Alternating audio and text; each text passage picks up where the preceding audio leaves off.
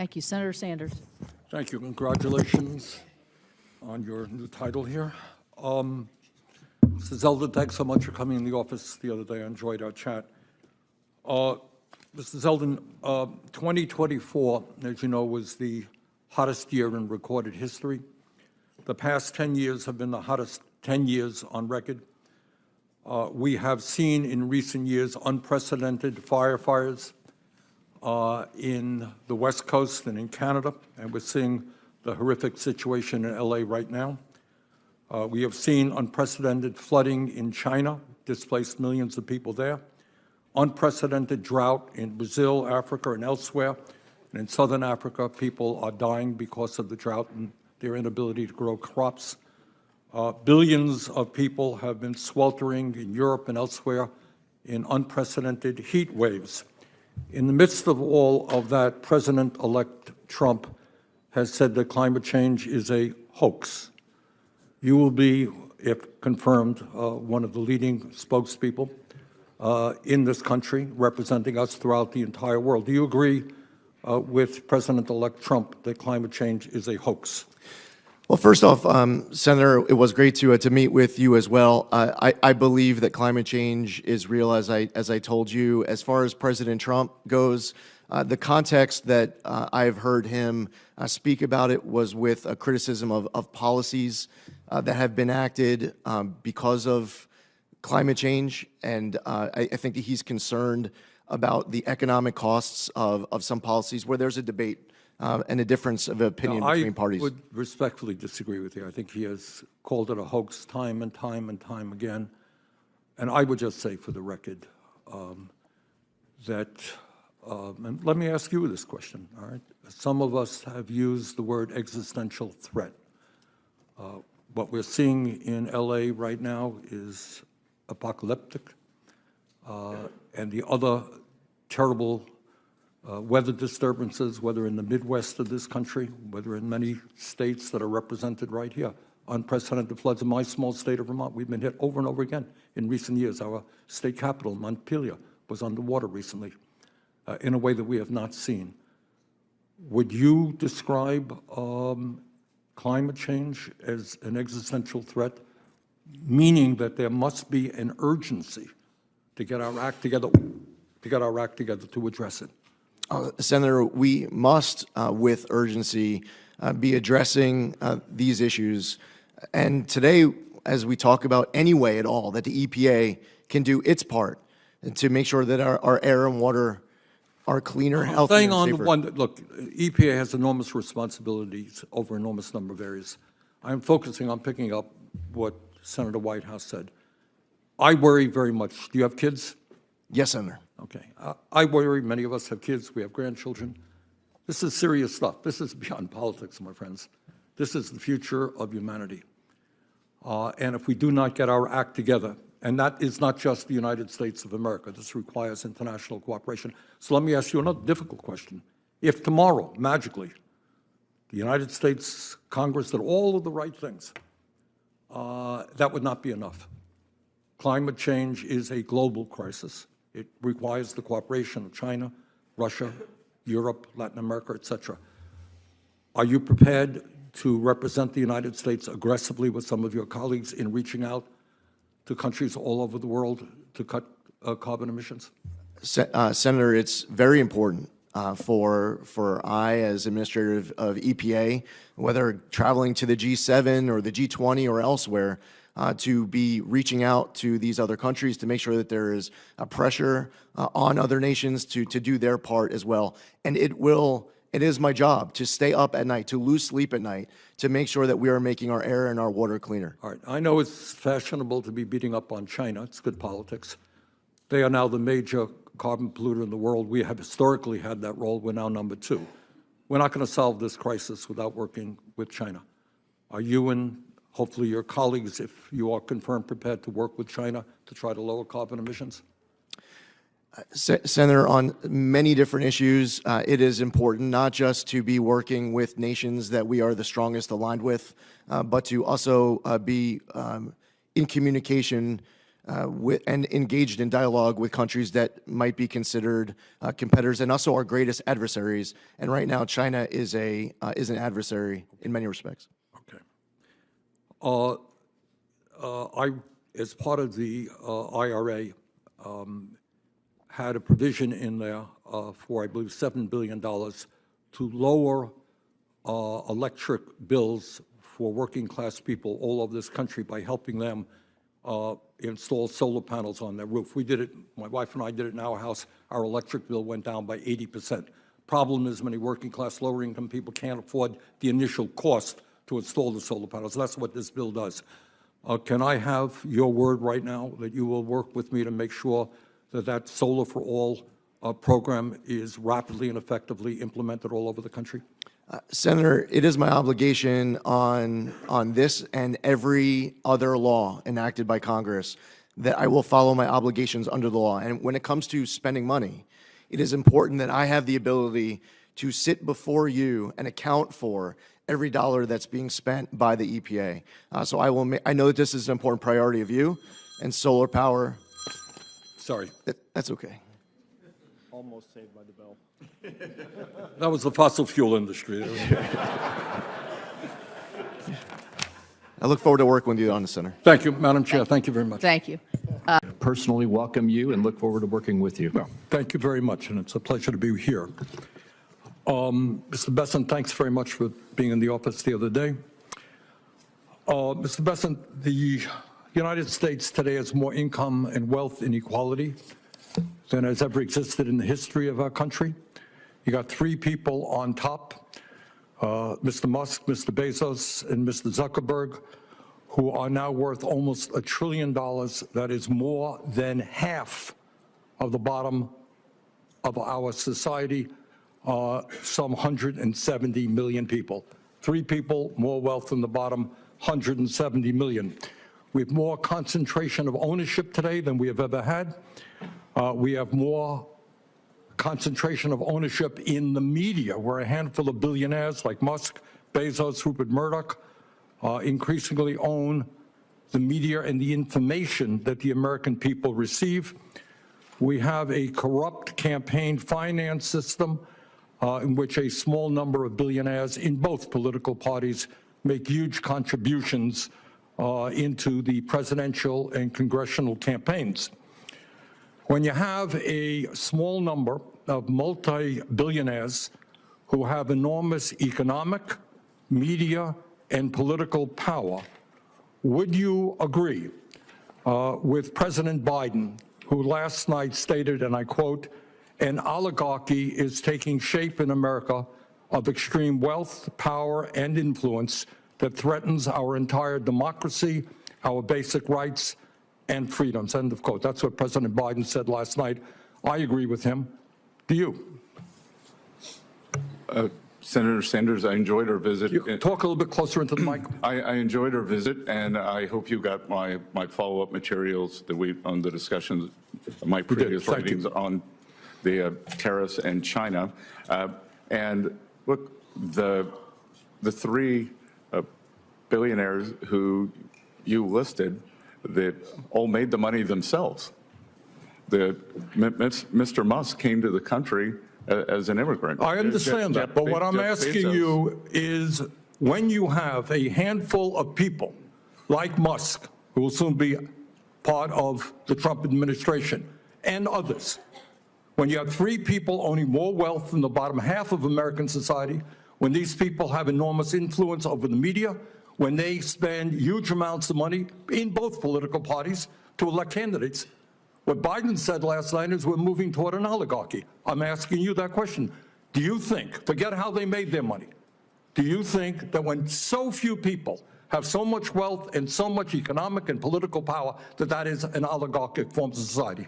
Well, I would note that President Biden gave the Presidential Medal of Freedom to two people who I think would qualify for his oligarchs. So this is not a condemnation of any one individual.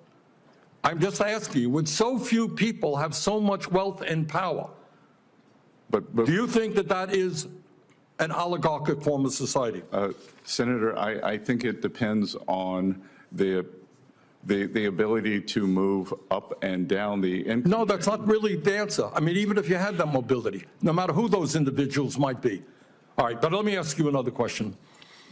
Right now in America, we have over 22 million workers who are making less than $15 an hour, and nearly 40 million people in our country earning less than $17 an hour. Shamefully, the federal minimum wage, despite the efforts of myself and other people here, have not been raised since 2009 and remains an unbelievable $7.25 an hour.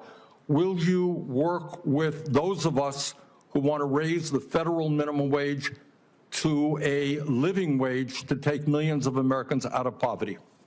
Senator, I believe that the minimum wage is more of a statewide and regional issue. So you don't think we should change the federal minimum wage of $7.25 an hour?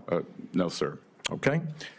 Mr. Bessent, millions of working class Americans who are struggling to keep their heads above water are paying outrageously high interest rates on their credit cards.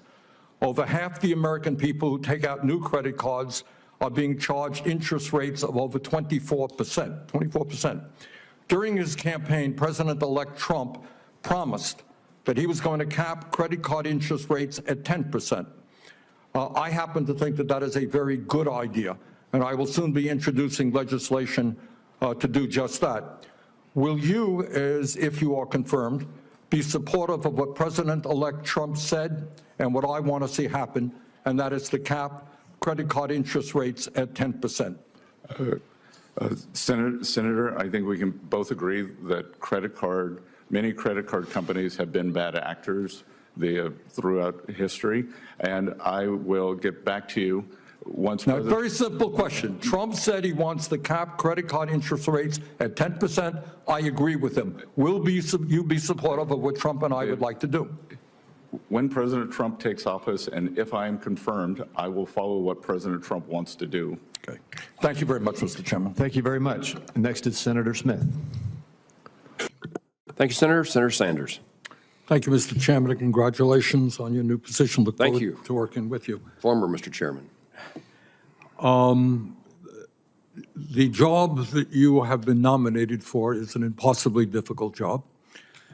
I just want to say for the record that I think Dennis McDonough, the gentleman who came before you, has done a very good job in the context of what he had to deal with.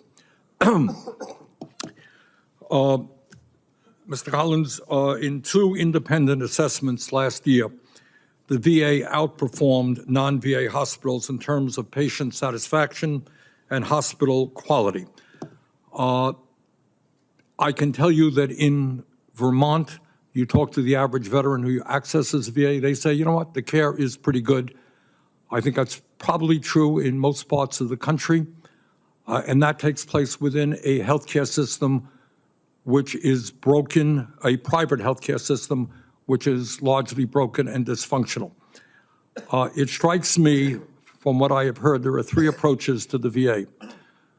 There are some folks, extremists, who think get rid of the VA completely, send veterans out into the private sector.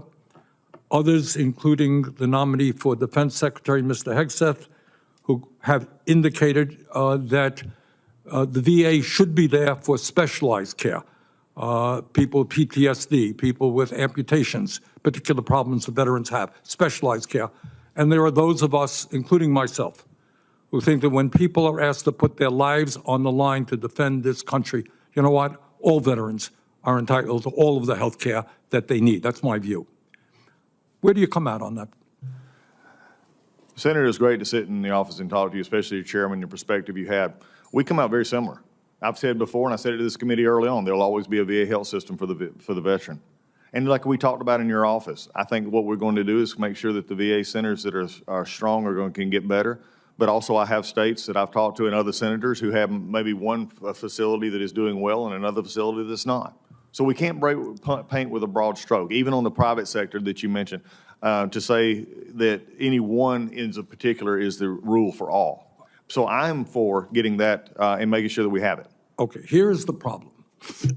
There is a limited amount of money.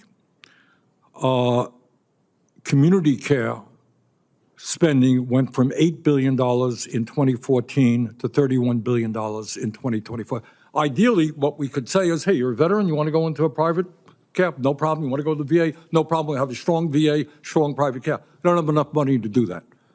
So in fact, what the debate comes down to is not whether somebody should be able to access community care, but where are we going to put our resources? Are we going to allow the VA to wither on the vine, so to speak?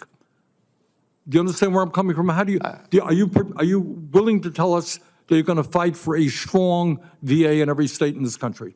We're going to, Senator, that's a non-negotiable. We're going to fight for a strong VA. Now, I understand your perspective. You didn't vote for the Mission Act, which is where community care started. I understand your perspective, but I also understand the will of the body and the law, and I understand veterans today. I believe you can have both. I believe you have a strong VA as it currently exists and have the community care aspect. Okay.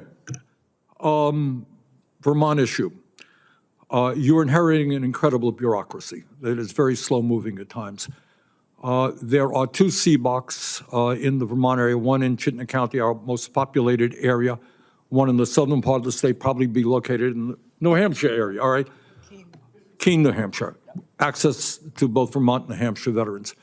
It has been moving along rather slowly. Will you assure me that you're going to take a hard look to make sure that those CBOCs get moving rapidly? Yes, Senator, as we were talking about with Senator Bozeman as well, those are issues that we got to look at and make sure the priorities, the money's there. We're going to look sure. And it's not just the VSA. It's not just the VA. The VA works with the GSA. I understand. And it is a problem, okay? Take a hard look at that one. There are massive staff shortages in the VA, and I am concerned about the hiring freeze that President Trump has initiated. Will you stand up publicly and say, you know what? We need every VA health facility in this country to be adequately staffed. We will not accept staff shortages, and make sure that we have the people that we need. I will advocate to make sure our veterans are taken care of, but I'll also support in the fact that we'll take a look at the current levels of employees that we have and where they're properly located, and we'll work at that, and the President will work under the executive order that he has given. Look, in English, we all understand this. There are inefficiencies in the VA. There's waste in the VA, every government agency. On the other hand, the VA in general, in my view, does an excellent job. They need the support. Yep. So you want to go after waste and inefficiencies, do it. But make sure that we have the quality of doctors, nurses, staffing that we need to take care of every veteran in this country. Thank you, Senator. Senator Sanders. Thank you, Mr. Chairman. I look forward to working with you. Yes, sir. Mr. Vogt, thanks for being here. Thank you. Mr. Vogt, we are living in a moment in American history where at a time when 60% of our people are living paycheck to paycheck, we have more income and wealth inequality than we've ever had. Three multi-billionaires own more wealth than the bottom half of American society. People are struggling to put food on the table. Very rich are getting much richer. We have heard from our Republican colleagues in the House that they think it is a good idea to go forward to provide massive tax breaks to the billionaire class, and at the same time help pay for that by cutting back on Medicaid. And I know that you are more than aware that Medicaid not only provides health care to tens of millions of lower-income people, but 2 out of 3 people in nursing homes in America, elderly people, are on Medicaid, paid for by Medicaid. You are going to be an advisor to the president if you are approved. Will you tell the president that it is immoral, that it is wrong to cut Medicaid, cut health care for low-income Americans, for children, and for the elderly, and give tax breaks to the very richest people in our society? Is that something we can count on you to do? Senator, one of the problems, I appreciate the questions, one of the problems that we have in the Medicaid problem is the extent to which instead of being a program for the poor, it's alone, and the extent to which it's meant for nursing homes and things of that nature.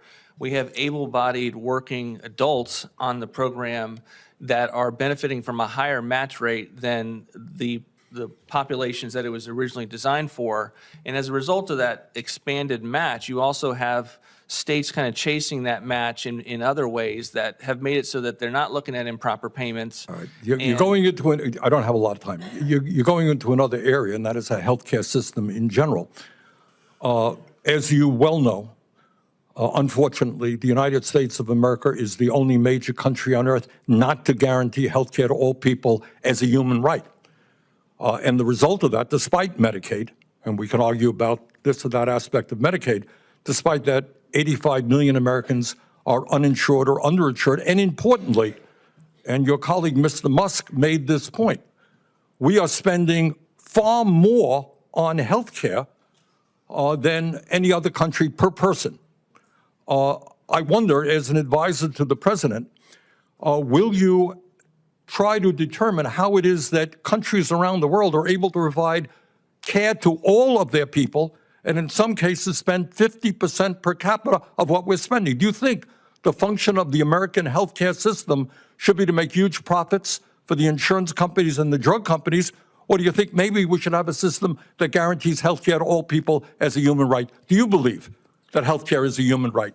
Senator, I believe that it's very, very important that we put the healthcare dollars that the taxpayers are covering for the healthcare system, which you just mentioned is substantial, and to make sure we have the best outcomes in those programs. I want the people who benefit from Medicaid to have a great Medicaid program. And I look at a situation, a tragedy we had where DeMonte Driver, a 12-year-old, dies of a toothache because the infection was never You're right. never The healthcare, found. all right, look, I don't want to argue. The healthcare system, in my view, is broken. It's dysfunctional. But my question to you, it's a simple one, as an advisor to the president. Do you think we should join every other major country on earth and say, you know what? Whether you're poor, you're rich, you're young, you're old, healthcare is a human right. We are the richest country in the history of the world. Do you think we should do what every other major country on earth does? Senator, I think it's important to provide legitimate, evidence-based outcomes for people within the healthcare system, and to make sure that we tailor all of the dollars that are spent towards But that, you didn't answer my question. That they have good Mr. health Vogt, care. my question, fine. Question is a simple question. In America, should we do what every other major country does and say, I don't care if you're poor, you're rich, you're old, you're young, healthcare is a human right? Yes, no? Senator, I think the president has not made he ran on providing good healthcare outcomes. That's my view. You're an advisor to the president. You're going to be a key advisor if you are approved. Do you think that healthcare is a human right that every American should be entitled to? I believe the role of the Office of Management Budget Director is to take what the president has run on, the things that the president has as a policy agenda, and to turn that into policy, to implement that. And so to the extent that he has run on having lower prescription drugs, that's a priority of the administration. Good. Are you? Well, thank you. All right. The president in the past, I don't know about recently, has indicated that he would maybe do what President Biden did, stand up to big pharma. We are paying now, in some cases, 10 times more, as you know, for the same exact drug that other countries are paying. Are you going to advise the president to take on big pharma and do what he promised to do? And that is have Americans not pay a nickel more than other countries for prescription drugs. Will you advise him to do that? Senator, the president has not made an announcement since he's been in office, but he certainly ran on this issue. There was a speech with regard to making sure that we were getting the same types of arrangements that the other countries were, given the amount that we're investing in it. But he also, Senator, wants to do it in a careful way so that we are not ruining the phenomena and the industry that allows us to have life-saving I got it. I do understand that, and I don't disagree with that. Drugs. We want innovation. But will you maintain what we fought very hard to do what every other country does, have Medicare negotiate prescription drug prices with the industry? No, Senator, I'm not here to get in front of the president on any of his policies, other than to say that this has been a priority for him, and I think your question reflects that it's been a priority of his. I've overextended my time. Thank you, Mr. Chairman. Thank you, Mr. Chairman. Mr. Kennedy, thanks for being with us. I very much like the slogan that you coined, Make America Healthy Again. And I strongly agree with that effort. Despite spending, as you indicated, 2 or 3 times as much per capita on healthcare as other nations, we have 85 million people who are uninsured, underinsured. We have all kinds of chronic illnesses. Our life expectancy is lower than other countries. And for working class people in this country, they are living 6, 7 years shorter lives than the top 1%. We got a problem, okay? And I'm going to suggest some ideas that I think can remedy that. Last year, the insurance industry in this country made over $70 billion, while at the same time, 85 million Americans are uninsured or underinsured. Do you agree with me that the United States should join every other major country on earth and guarantee health care to all people as a human right? Yes? No? Senator, I can't give you a yes or no answer to that question. Health care a human right. Is health care a human right? In the way that free speech is a human right, Yeah. I would say it's different, because if with free speech doesn't cost anybody anything, but in healthcare, if you smoke cigarettes for 20 years and you get cancer, you are now taking from the pool. Well, and so are you guaranteed the same right, or is there also a duty? I'm sorry. I'd love to talk for an hour with you. We got a few minutes left here. All right. Every other country on earth says healthcare, whether you're poor or rich, young or old, is a human right. I'm not hearing you say that. All right. You've talked about the drug companies, and maybe we agree on this one. As you all know, despite the drug companies making over $100 billion in profits, paying CEOs outrageous compensation packages, we, in some cases, pay 10 times more for the same drug. Will you support legislation that I will introduce which says that in America we should not be paying a nickel more for prescription drugs than people around the rest of the world? Yes, no? To equalize it? Not to equalize it, that we should not be paying more than other countries for the same damn drug. President Trump has asked me, in fact, I had a meeting with President Trump a week ago where we showed him the charts. He knows the charts. We're paying 10 times more from Europe. That's right. And are you going to commit to us that you will end that absurdity? I think in principle we can. We should end that disparity. Good. Okay. That's great. All right. I happen to believe that climate change is real, it's an existential threat, and it is a health care issue. Donald Trump thinks that it is a hoax originating in China. Question is, in your judgment, is climate change a hoax, or is it real, causing devastating problems? President Trump and I, from the beginning, from our first meeting, agreed to disagree on that issue. I believe climate change is existential. My job is to make Americans healthy again. All right, you believe that you disagree with Trump. You don't think climate change is a hoax, is what I'm hearing. My job here is to make just ask you that, healthy. Mr. Kenny, not a trick question. I answered your question, Senator Sanders. Okay, you disagree with the president on that. I answered your question. Okay. I'm going to pick up on a point that Senator Hassan made. Look, there is no question that abortion is a divisive issue in this country. I would say a majority of the people are pro-choice. There's a strong minority who are pro-life. A year and a half ago, you went to New Hampshire, running for president, gave a speech, and you talked about government should not tell a woman what she can do with her own body. That's her choice. Now, I think everybody on that side is pro-life. I think everybody here is pro-choice. I have never seen any major politician flip on that issue quite as quickly as you did when Trump asked you to become HHS secretary. Tell me why you think people should have confidence in your consistency and in your word when you really made a major U-turn on an issue of that importance in such a short time. Senator, I believe, and I've always believed, that every abortion is a tragedy. But I you don't- told the people in New Hampshire that it was their right. All right, let me do a last question here because I'm running out of time. I think the gist of what you're trying to say today is you're really pro-vaccine, you want to ask questions. You have started a group called the Children's Health Defense. You're the originator. Right now, as I understand it, on their website, they are selling what's called onesies. These are little things, clothing for babies. One of them is titled Unvaxxed, Unafraid.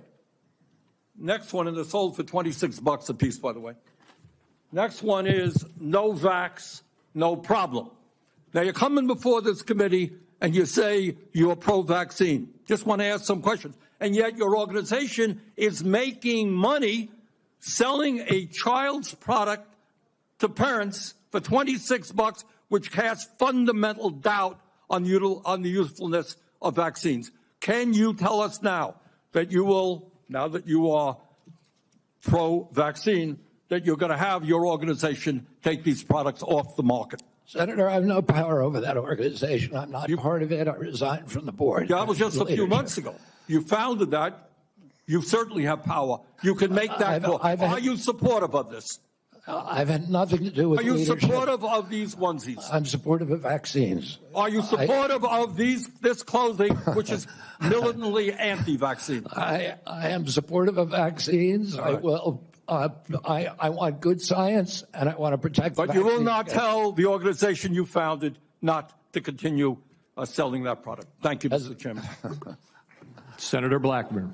Thank you so much, Mr. Chairman. And I yield to my ranking member, Senator Sanders. Thank you, Senator Cassidy, Chairman. And Mr. Kennedy, thanks for being with us. I'm going to discuss later the issue of vaccines, which Senator Cassidy raised, and is of concern, I think, to all of us. But before I go there, I wanted to congratulate you, in a sense, for the phrase, "Make America Healthy Again." I think that is a cry that all of us, a goal that all of us share, because as you have indicated, we are a very unhealthy society. We are the richest country in the history of the world, and yet we rank far below every other major country in terms of our life expectancy. That's outrageous. To me, equally outrageous is if you're working class in this country, you're going to live 6 or 7 years shorter lives than if you are rich. In America today, 68,000 people die every year because they can't get to a doctor. They can't afford to get to a doctor. You pointed out yesterday the outrageous cost of health care in America, 2 or 3 times more than other industrialized countries are paying. Unbelievably, in this country, hundreds of thousands of people who deal with cancer, struggling for their lives. You know what happens to them? They go bankrupt. They deplete their lives' savings. In other words, when we talk about making America healthy, you got to talk about a broken, corrupt healthcare system. Your uncle, President Kennedy, your father, Bobby Kennedy, great senator from New York, your uncle sat right now where Senator Cassidy is sitting, chairman of this committee. All of them did what I think is the right thing. They said healthcare is a human right. They looked all over the world. You saw every other major country guaranteeing healthcare to all people, whether they're rich or poor, young or old. So I'm not quite sure how we can move to making America healthy again unless we have the guts to take on the insurance companies and the drug companies and guarantee healthcare to all people. I'll be asking you a question about that. Lowering the cost of prescription drugs. How do you make America healthy again if 1 out of 4 people in this country cannot afford the price of prescription drugs, which is far higher in America than any other country on earth? Under President Biden, we made some progress, and this committee played an active role in having Medicare begin for the first time negotiating the price of drugs that we are paying. And I'm going to ask you whether or not you will demand that President Trump follow what we accomplished here. We are the only major country on earth not to guarantee paid family and medical leave. Mr. Kennedy, there are women today who are having babies, then they got to go back to work in a week or two because they have no guaranteed paid family and medical leave. How do you have a healthy country when women are forced to go back to work, when women and men get fired because they stay home taking care of their sick kids? That's not making America healthy again. And I would go a little bit beyond the jurisdiction of Health and Human Services, but I think it's important. If you are working 50 or 60 hours a week, making 13, 14 bucks an hour, which is what millions of Americans are, can you be healthy? Will you join those of us who think that in the United States, wealthiest country on earth, people work 40 hours a week, they should not live in poverty, got to raise the minimum wage to a living wage? And lastly, and we discussed this very briefly, President Trump believes that climate change is a hoax. I happen to believe, and most Americans believe, and virtually the entire scientific community believes, that it is an existential threat to this planet.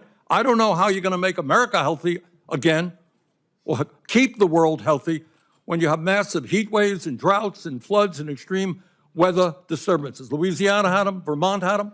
That's not keeping America healthy. That's not within the jurisdiction of HHS. But I surely hope that you will, if you are confirmed, demand that President Trump change his position and work with those of us who are trying to transform our energy system and, in fact, keep America healthy by addressing the crisis of climate change. Thank you, Mr. Chairman. Ranking member. Thank you, Chairman Cassidy. And I'm going to do what I very rarely do, is actually follow up on a question from Senator Cassidy. There have been, as I understand it, dozens of studies done all over the world that make it very clear that vaccines do not cause autism. Now, you just said, if I heard correctly, well, if the evidence is there. The evidence is there. That's it. Vaccines do not cause autism. Do you agree with that? As I said, I'm not going to go into HHS with any preordained. I asked you a simple question, Bobby. The studies all over the world say it does not. What do you think? Senator, if you show me those studies, I will absolutely, as I promised to Chairman Cassidy, I will apologize. That is a very troubling response, because the studies are there. Your job was to have looked at those studies as an applicant for this job. All right. Let me ask you another question about this one, about COVID. Scientists with the Yale School of Public Health and University of Maryland have estimated that the COVID vaccine saved 3 million lives and prevented 18 million hospitalizations. President Trump, someone who I do not often agree with, has said that the COVID vaccine was, quote, one of the greatest miracles of the ages. That's Donald Trump. But Bobby, you had a very different perspective. At a time when thousands of Americans were dying from COVID every week, in May of 2021, you petitioned the Food and Drug Administration to revoke the emergency use of COVID vaccines. So my question to you is, were the scientists who told us that the COVID vaccine was imperative, and President Trump who told us that it was this great thing, were they right, or were you right when you told people that they should not take COVID shots? Senator, I filed that lawsuit after CDC recommended the vaccine for 6-year-old children without any evidence that it would benefit them and without testing on 6-year-old children. And that was my reason for filing that lawsuit. Was the vaccine, COVID vaccine, successful in saving millions of lives? I don't know. We don't have a good surveillance system, unfortunately. We don't know? I don't think anybody can say that. If you show me science that says that. You know, Bobby, you say, if I show you, you're applying for the job. I mean, clearly, you should know this.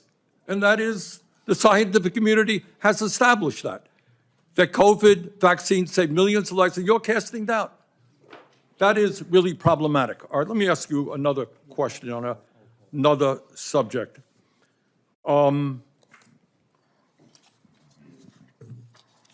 Republican colleagues and President Trump are moving toward making massive cuts into Medicaid in order to provide tax breaks for the wealthiest people in this country. As I'm sure you know, Medicaid provides health insurance to tens of millions of children, provides the funding for 2 out of every 3 seniors in nursing homes. It provides 43% of the revenue for community health centers, something I feel very strongly about. And it is so important for millions of people. If confirmed, in terms of making America healthy again, will you stand up to the White House and say, no, we cannot throw millions of children off of health care, millions of elderly people out of nursing homes. We cannot cut Medicaid to give tax breaks to billionaires. President Trump has made no indication to me that he intends to throw millions of people out of nursing home or deprive people of their health care, Senator. We have a health care system that's broken. It's not working. You've been working on it your entire career. As Americans get less and less healthier, as premiums rose. Bobby, I believe the healthcare system is broken. We he agree has on asked that. me to fix it. But so do you fix for it? the American people. But my colleagues here, certainly in the House of Representatives, are prepared to make massive cuts in Medicaid. Now, I happen to believe in a Medicare for all system that guarantees health care to all people. Not what we're talking about. But in fact, there is serious discussion of massive cuts to Medicaid, which will have devastating harm on children, people in nursing homes. All I am asking you, if that proposal goes through, will you say, hey, you're not keeping America healthy by throwing children off of health care? Senator, I haven't seen any of the congressional proposals. I can only tell you what President Trump has told me, which is that he wants me to make Medicaid, Medicare, and Obamacare better. Well, if you haven't seen those proposals, I suggest you go to any newspaper. They're there. Thank you, Mr. Chairman. Let me just say this in conclusion, Chairman Cassidy. President Trump and Mr. Kennedy are quite right when they say that our system is broken. They're right. Our economic system today is broken. 3 people own more wealth than the bottom half of American society. Wages have been stagnant for American workers for 50 years. The economy is broken. You know what? Our political system is broken and corrupt. You have a handful of billionaires in both political parties who contribute huge amounts of money to elect candidates in this room throughout the United States Congress. That is a broken political system and a real threat to democracy. Our health care system is broken. And it's broken for some of the reasons that Mr. Kennedy indicated. We have not paid attention to the fact that we have massive amounts of chronic disease. We have not answered the question why in the richest country in the history of the world, our life expectancy is lower than it is in countries far poorer than we are. So I think in many ways, President Trump and Mr. Kennedy have asked some of the right questions. Problem is their answers will only make a bad situation worse. So let me ask Mr. Kennedy again.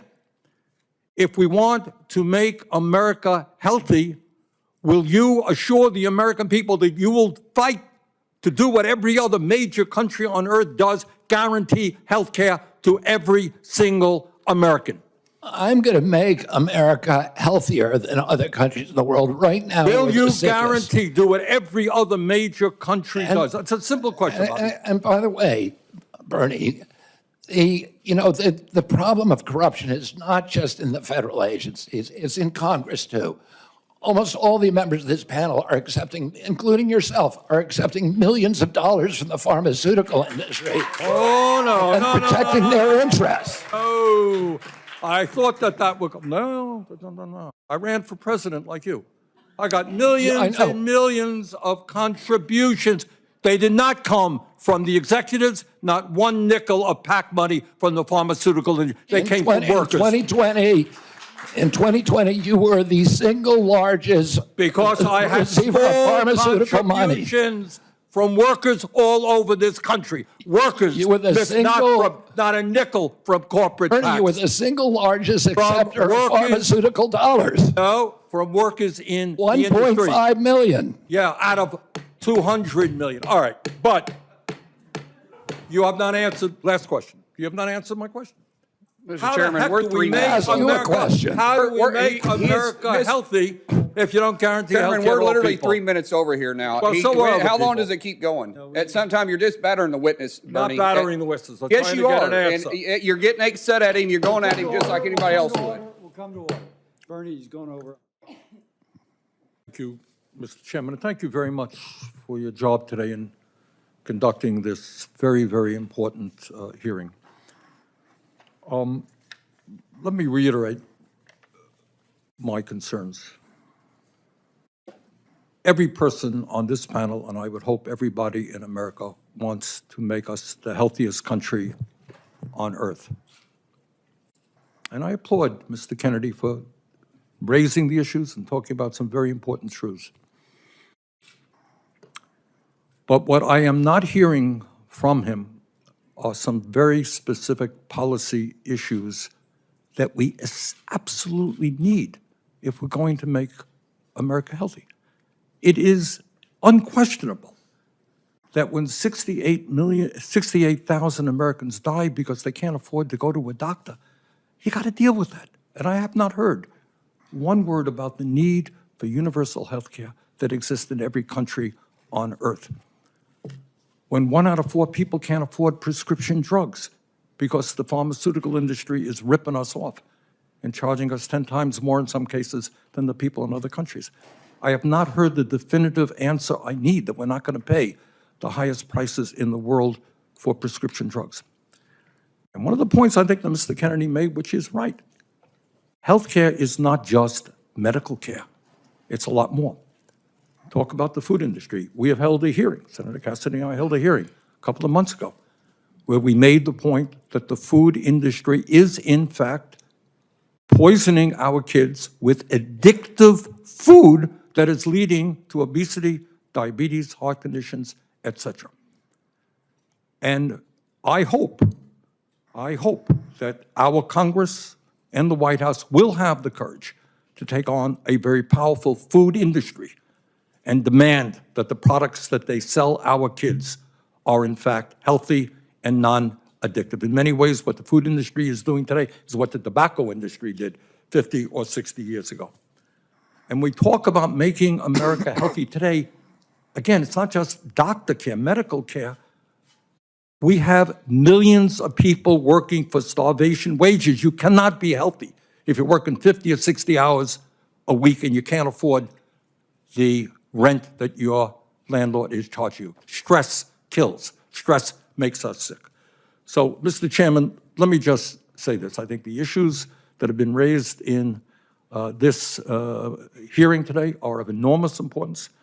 I look forward to working with you and other members of this committee to make sure that we develop the policies that have the courage to take on very powerful and wealthy special interests, so in fact, that we can make America healthy. Thank you. Senator Sanders. Thank you, Mr. Chairman. Federal budget is about our national priorities. It's about who we are as a nation, what we believe in. And what the committee is discussing today is very, very serious business. In my view, no family, no business, no local or state government can responsibly write a budget without first understanding the problems and challenges that it faces, whether it's a business, a country, a city, or whatever. As I examined the budget brought forth in the Senate and the House by Republicans, this is how I see how they analyze where we are as a country.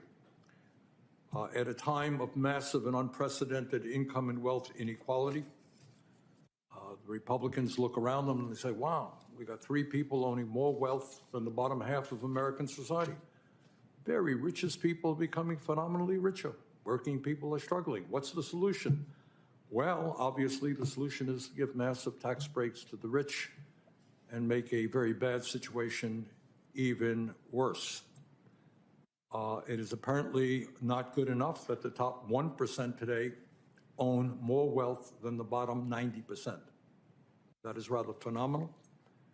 But in my Republican colleagues' eyes, The wealthy and the powerful need even more help. 1% owning more wealth than the bottom 90%, just not good enough. We could do better than that. So not only should the very wealthy be asked to pay their fair share of taxes, the Republicans believe that we should give huge tax breaks to millionaires and billionaires. It is apparently, from my Republican colleagues, not good enough that corporate America is now, in many cases, enjoying record-breaking profits, and the CEOs of large corporations now earn 300 times more than what their average employees make, 300 times more. It is apparently not good enough that since 1975, there has been a $50 trillion, that's with a T, trillion-dollar transfer in wealth from the bottom 90% of our population to the top 1%. That's apparently not good enough. So what we are looking at right now is a situation where Republicans want to give massive tax breaks to the rich and come up with programs to hurt our kids, our elderly, and working families. Mr. Chairman, as I'm sure you are aware, the United States of America is the only major country on earth not to guarantee health care to all people. And I think most Americans would agree with me that whether you're rich, you're poor, you're young, you're old, health care is a human right. All of us get sick. All of us are going to need health care. We're the only major country not to provide health care to all. And the result of that is not just that 85 million people in our country are uninsured or underinsured, despite spending twice as much per capita on health care as the people of other countries. Here's the reality we don't talk about, Mr. Chairman. Over 60,000 people in this country die every single year because they can't afford to get to a doctor on time. People die because they can't afford the outrageously high cost of prescription drugs. So I think what we are talking about is priorities. Are we comfortable, as apparently some are, that at a time of massive income and wealth inequality, the goal is to give more tax breaks to the rich? Are we comfortable at a time when so many of our people are uninsured or underinsured, when we're the only country on earth, major country, not to guarantee health care at all? Solution is to throw millions more children and elderly people. When we cut Medicaid, let us not forget that it's not just low-income kids, low-income people. It is a lot of folks who are in nursing homes. I don't quite think that that is an appropriate way to treat our elderly people in this country. So one other point, Mr. President, I have been hearing from the President and Mr. Musk about military spending. And what they have pointed out is that over the last, I think it's 7 years, every independent audit that the Pentagon has not been able to make an independent, succeed in doing an independent audit of the Pentagon. And I think, according to Mr. Musk, according to President Trump, there are waste and fraud within the Defense Department of hundreds and hundreds of billions of dollars. So it's kind of hard for me to understand that, given that reality, why anybody here would want to give the Pentagon and defense contractors another $150 billion. So I will be offering an amendment to deal with that and many other amendments to try to create a budget that works for working families and not just for the very wealthy. Thank you very much, Mr. Chairman. Mr. Sanders, would you like to do Sanders 3? This is Sanders 3. Yeah. It's a pretty simple amendment. It picks up a little bit on what Senator Kennedy was just saying a moment ago. What this amendment does is establishes a deficit-neutral reserve fund, acknowledging that the global crisis of climate change is an existential threat facing the planet, which is driven by the burning of fossil fuels, and that addressing this existential threat requires the substantial reduction of carbon emissions. That's about it. I happen to believe that given all of the extraordinary extreme weather disturbances we're seeing in the United States and around the world, seeing the increase in drought and in flooding, et cetera. Given the reality that the scientific community is almost 100% in agreement that climate change is real, and that if we do not get a handle on it, it will only get worse. Hey, guys, what we're talking about here, I know it sounds like politics. This is real stuff. If we don't cut carbon emissions, the planet we're leaving our kids and future generations is going to become increasingly uninhabitable and unhealthy. So all I'm asking you here is to acknowledge the reality of climate change, the need for a deficit-neutral reserve fund to help us reduce carbon emissions. About it, nothing more complicated than that. Senator Lee. My friend and colleague, and he is both, has introduced an amendment that I must oppose.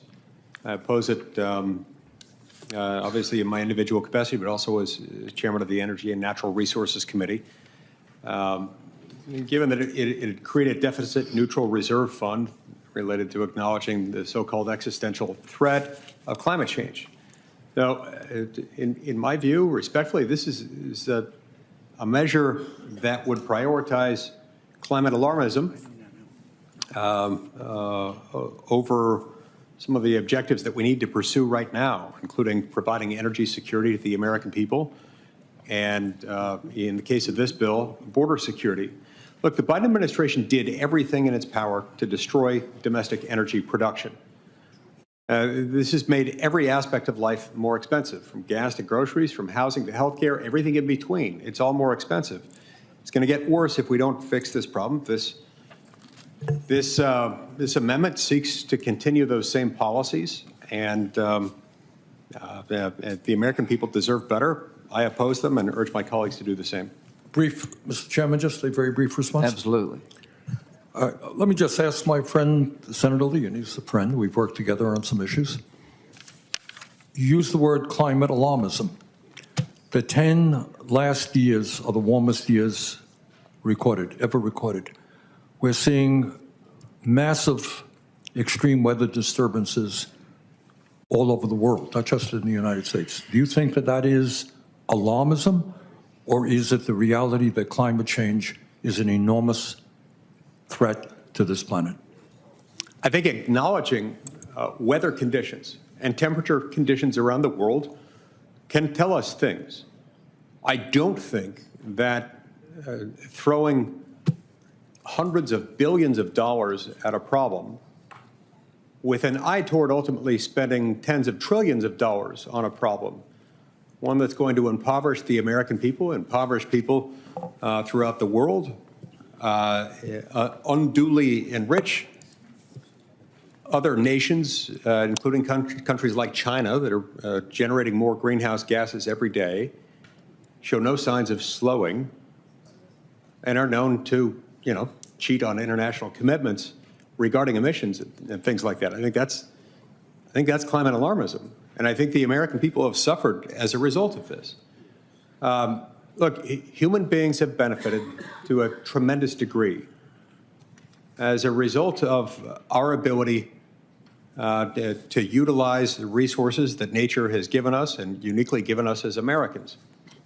Human flourishing depends for its existence on our ability to utilize those sources of energy. And we're kidding ourselves if we think that we're better off depriving ourselves of using those things and relying instead on sources of energy that are at once unproven, unaffordable, and in any event, none of the proposals that we've talked about have been shown mathematically with any degree of certainty, any degree of confidence that they're going to make a meaningful dent in global temperatures anyway. I'm not on board with this, and most of the American people aren't either. Mr. Chairman, You will have the final word. Thank you very much. This amendment calls for zero, not 1 penny of additional funding. Okay. Thank you. All debate is expired. With that, I yield to Senator Sanders. Thank you, Mr. Chairman. When we talk about education, kind of we're looking at it in a vacuum. We're talking about the struggles that low-income kids are having, and that's true. But Mrs. McMahon, you are also aware that in America we have more income and wealth inequality than we've ever had before. You are aware that we have the highest rate of childhood poverty of almost any major country on earth. You are aware, I suspect, that teachers are dealing with kids who are literally homeless, kids who come from dysfunctional families where there is violence. Does it concern you in America that we are living in a society where the people on top are doing phenomenally well, while 60% of Americans are living paycheck to paycheck? And how do you think that impacts our educational system? Thank you very much, Senator, for that question. First of all, let me say that I believe that teaching is one of the most noble professions that we have in our country, and we have so many good, dedicated teachers to help our students. I do think that we are trapping students often in low-performing schools, and that's why the president has such a strong policy towards school choice. But you will agree, I don't mean to interrupt you, but you will agree that you can't just look at education. The truth is that middle class, upper middle class public schools in America generally do pretty well. But if you are homeless, if you were a homeless person and you had kids, the odds of your kids doing pretty well are not good. I'm just asking you, what do you think about the massive level of income and wealth inequality, the fact that we have the highest rate of childhood poverty? Is that something you think you might want to pay attention to? Well, certainly, Senator, I do believe that we want to make sure that every child in our country has the opportunity to have equal access to a quality education. And the Department of Education really is not setting economic policy in the country. Well, we should focus on educating our children, and we should focus on it at the local level.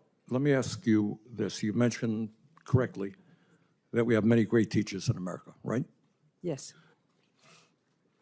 If you as a businesswoman wanted to attract the best and the brightest, would you be starting them off after they leave school, maybe $50,000, $60,000 in debt with salaries of $35,000 or $40,000? Or would you say, we respect, you talked about teaching being the noblest profession. I agree with you.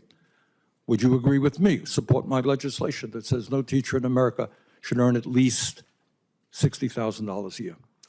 Well, certainly the pay to teachers is up to the states where those teachers reside. I do believe we should pay our teachers fairly. They spend so much time with our students, and they should be well compensated for their job. Paying them fairly, nobody in the world will disagree with you. I mean, the question is, if teaching is a noble profession, if teaching is an important profession, you know, should we be paying them salaries commensurate with the value that of the work that they are doing? So I'm asking you a simple question. Would you recommend to states, as the leader of education in America, that teachers at least make $60,000 a year? I would certainly recommend to states that teachers be paid what is commensurate with the kinds of jobs that are part of their states. Not all states have the same living costs. Not all states have the same ability to pay teachers. But to attract really good teachers and to keep them, we should definitely pay them commensurate with the job performance that they are undertaking. Millions of young people, low-income people, are finding it very difficult to afford to go to college, and they're leaving school $50,000, $100,000, $200,000 in debt. Pell Grant program provides assistance to over 7 million low-income young people in this country. Can you guarantee to us, if you are made a Secretary of Education, that no student in America will lose their Pell Grant as the department is dismantled? Surely the defunding is not the goal here.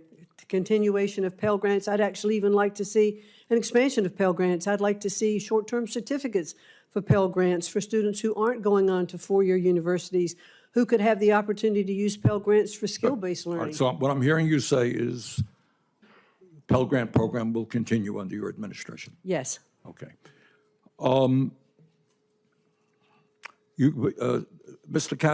Senator Cassidy asked you an important question, and that is, do you agree, and let me just once again get your feelings on this, that if there is a movement to abolish the Department of Education, it has to go through the United States Congress? Yes, it is set up by the United States Congress, and we work with Congress. It clearly cannot be shut down without it. Good. Thank you. Senator Sanders, the ranking member. Thank you very much, Mr. Chairman. Mrs. McMahon, nice to see you again. Let me begin by thanking teachers all over this country. This is a very difficult time to be a teacher. And talking to teachers in Vermont, and I think teachers all over the country, what they are telling me is they are spending a lot of their times not only teaching math and English, but dealing with the emotional needs of kids. Because among other things, our kids are struggling in many, many ways. So it's a tough time to be a teacher, and I want to thank the teachers very much for the extraordinary work that they are doing, especially for some of the most vulnerable kids in our country. You know, way back in 1863, as we recall from our history books, Abraham Lincoln was in Gettysburg, and he looked out on a field where soldiers by the thousands had just died in the struggle against slavery, and he talked about the need to maintain a government of the people, by the people, and for the people. That was that short but very powerful Gettysburg Address. And I think in this country today, there is a growing fear that instead of having a government of the people, by the people, and for the people, we are looking at a government of billionaires, by billionaires, and for billionaires, whose job is not to improve life for ordinary people, but to make the people on top even wealthier.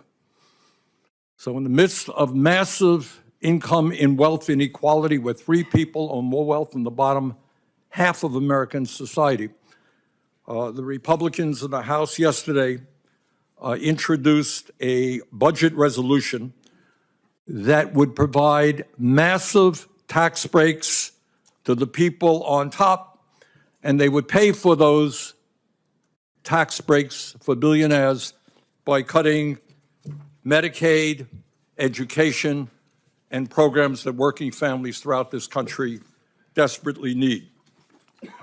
That is exactly the wrong thing to do. At a time when millions and millions of working families are struggling, our job is to protect those families and not worry about the billionaires who have never had it so good. But it's not just cuts in Medicaid, as devastating as that would be.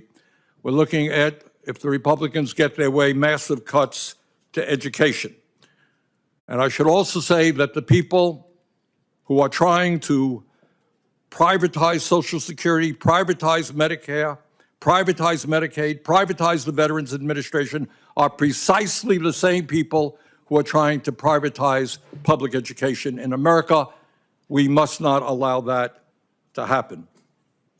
In America, we must not allow our educational system to become a 2-tier system, a system which says that if you have the money, you're going to get help from the federal government, you're going to get a voucher to send your kid to a school that may cost $50,000, $60,000 a year, while the public schools will end up being segregated not just by race, but by class. Most families in America do not have $40,000, $50,000, $60,000 a year to send their kids to private schools, and it's absurd to provide public money to make that possible. Our job is not to take away money from public schools to give it to private schools. It is to strengthen public education in America.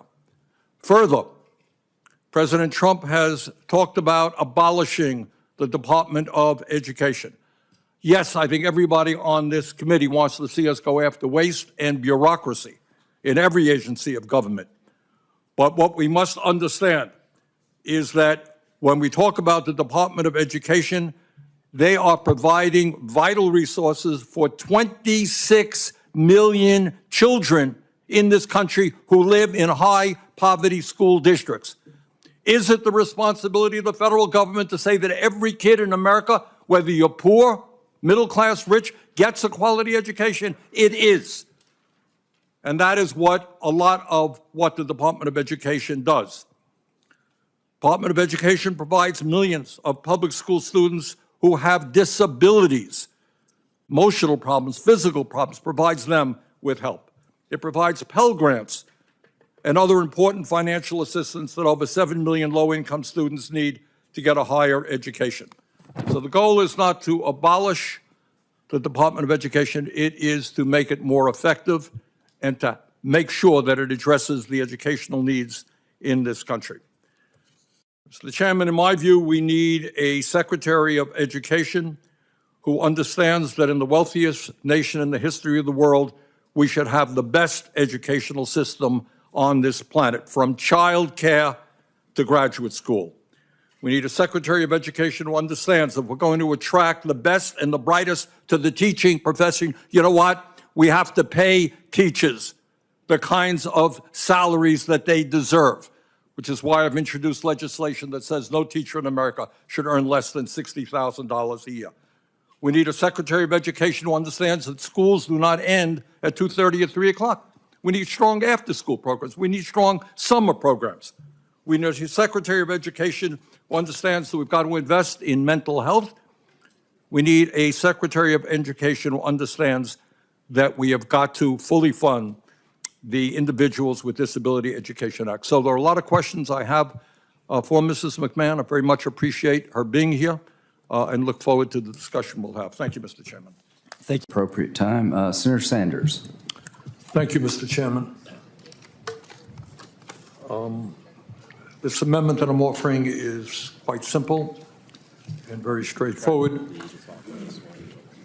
Mr. Chairman, at a time when we spend more on the military than the next 9 nations combined, at a time when the Pentagon failed its 7th financial audit in a row and cannot account for trillions of dollars in assets. I mean, even in Washington, $1 trillion is a lot of money.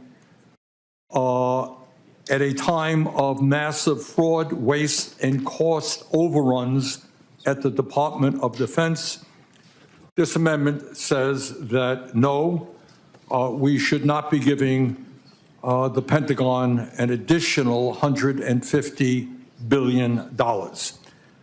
Mr. Chairman, as you well know, we already spend close to $1 trillion a year on the military. And if some people think it is important to build more ships or develop more air and missile defense systems, there is more than enough money to do that within the existing Pentagon budget. They do not need another $150 billion. But Mr. Chairman, don't take my word for it. I will give you the feelings of some people you might pay more attention to than me. The President of the United States, Donald Trump, vowed to cut the bloated Pentagon budget. He said, quote, "Let's check the military. We're going to find billions, hundreds of billions of dollars in fraud and abuse." End of quote. Well, that's not Bernie Sanders, that is Donald Trump. And I know that on the other side of the aisle, we take what Mr. Trump says very, very seriously. Mike Waltz, President Trump's national security advisor, recently told NBC, quote, "The American people have said enough. Enough with the bloat and the waste and the debt. We do need to go in there and absolutely reform the Pentagon's acquisition process." Last but not least, my good friend Elon Musk, who is currently running the United States government. And what Mr. Musk says is that the Pentagon has little, quote, has little idea how its annual budget of more than $800 billion is spent. Mr. Musk, let's talk about the waste. I know, I would hope, you know, I was a mayor and we went after waste and there was a lot of it, and there's waste in the federal government. I think no one denies that. But if you're going to talk about waste in the federal government, don't just go after what goes on in you know, programs that impact working people. Take a hard look at what the military-industrial complex is doing. Fiscal year 2022, Navy auditors found $4.4 billion in untracked inventory. Well, they simply lost $4 billion. Let's talk about fraud. In recent years, major defense contractors have paid many billions of dollars in fines or related settlements for fraud or misconduct. In October, Raytheon was fined $950 million for inflating bills, lying about costs, and paying bribes to secure foreign business. In June, Lockheed Martin was fined $70 million for overcharging the Navy for aircraft parts. Let's talk about cost overruns. No, I trust that you're sincere. We want a cost-effective government. I trust nobody here wants to see waste. But how can you talk about spending another $150 billion when you got the largest agency in the country full of waste and fraud? Cost overruns. The F-35, the most expensive weapon system in history, has run up hundreds of billions of dollars in cost overruns, et cetera, et cetera. So, you know, my friends, and I say this very sincerely because I trust that all of us want to deal with waste and fraud and a bloated bureaucracy. But if you're going to do that, the first area you look at is a bloated defense budget, and the idea of adding $150 billion more makes zero sense to me. Thank you, Mr. Chairman. Thank you, Senator Sanders. Very quickly, it makes a lot of sense to me in this regard. These wars in Ukraine and Russia, the Ukraine-Russian war, has been a wake-up call. We ran out of 155 rounds. What would happen if Taiwan went hot tomorrow? So we need to re-energize our military-industrial base. We've been shipping stuff to Israel. They're under siege on 7 fronts.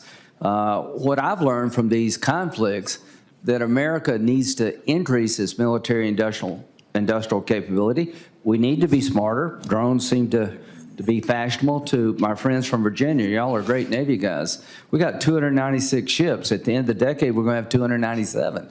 China's got 450. We need more ships. So that's going to take more money, but we will look at cutting waste in the Pentagon. Mr. Chairman, can I just briefly respond? Yeah, just a second. Look, I will. we can argue, and I'm not an expert on this, what the military needs, okay?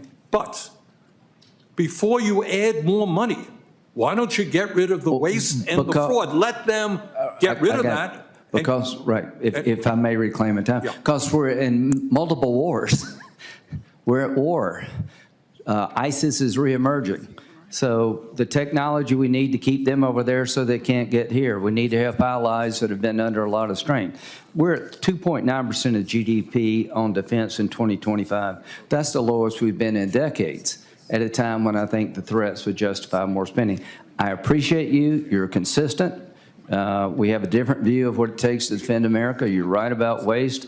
But I am telling you, half the budget is personnel cost.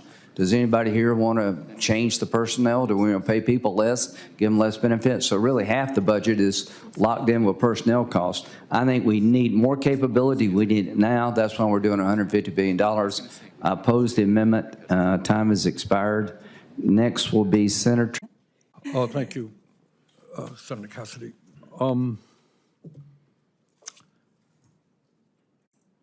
You're not the Congresswoman from Oregon anymore, right? No, sir. Okay. You're trying to become Secretary of Labor.